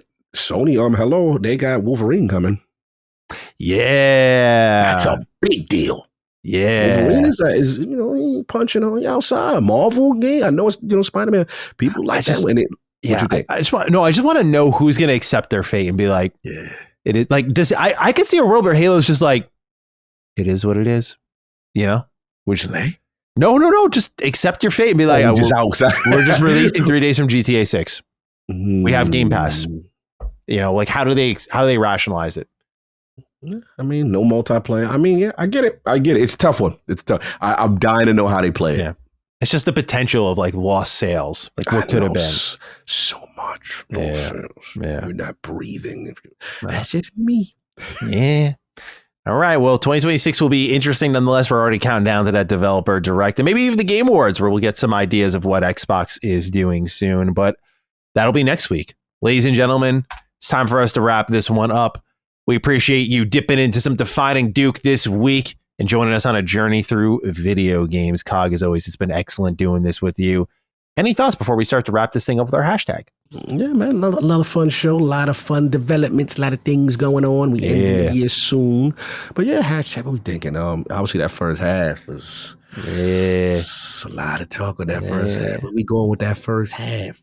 I mean, you're kind of saying it, aren't you? Yeah, first half. There you go. First half DD, ladies and gentlemen. You can find me on Twitter. I'm G27status. Cog is at Lord Cognito. If you don't use those Twitter platforms and whatnot, you can go ahead down to the comment section below. Use the hashtag FirstHalfDD. Let us know your thoughts on the episode. We look forward to hearing from you. Other than that, though, Cog, it's been a pleasure as always. And ladies and gentlemen, we'll catch you next week with episode 258 of Defining Duke and Xbox Podcast. Peace out. Defining Duke, an Xbox podcast, is a product and trademark of Last Stand Media and Colin's Last Stand LLC, and is recorded from the United States of America. The show is conceived by Matthew Mr. Matty Plays Schroeder and me, Colin Moriarty, and is written and produced by Matthew Schroeder. Matty's co-host is Barry Lord Cognito Eversley. Defining Duke's executive producer is Dustin Furman. All of Last Stand's theme music is by Ramon Narvaez. As you know, all of Last Stand Media's shows, including Defining Duke, are fan-funded on Patreon at patreon.com/laststandmedia. The following names are at the producer support level on Patreon, and we're thankful for your kindness and generosity.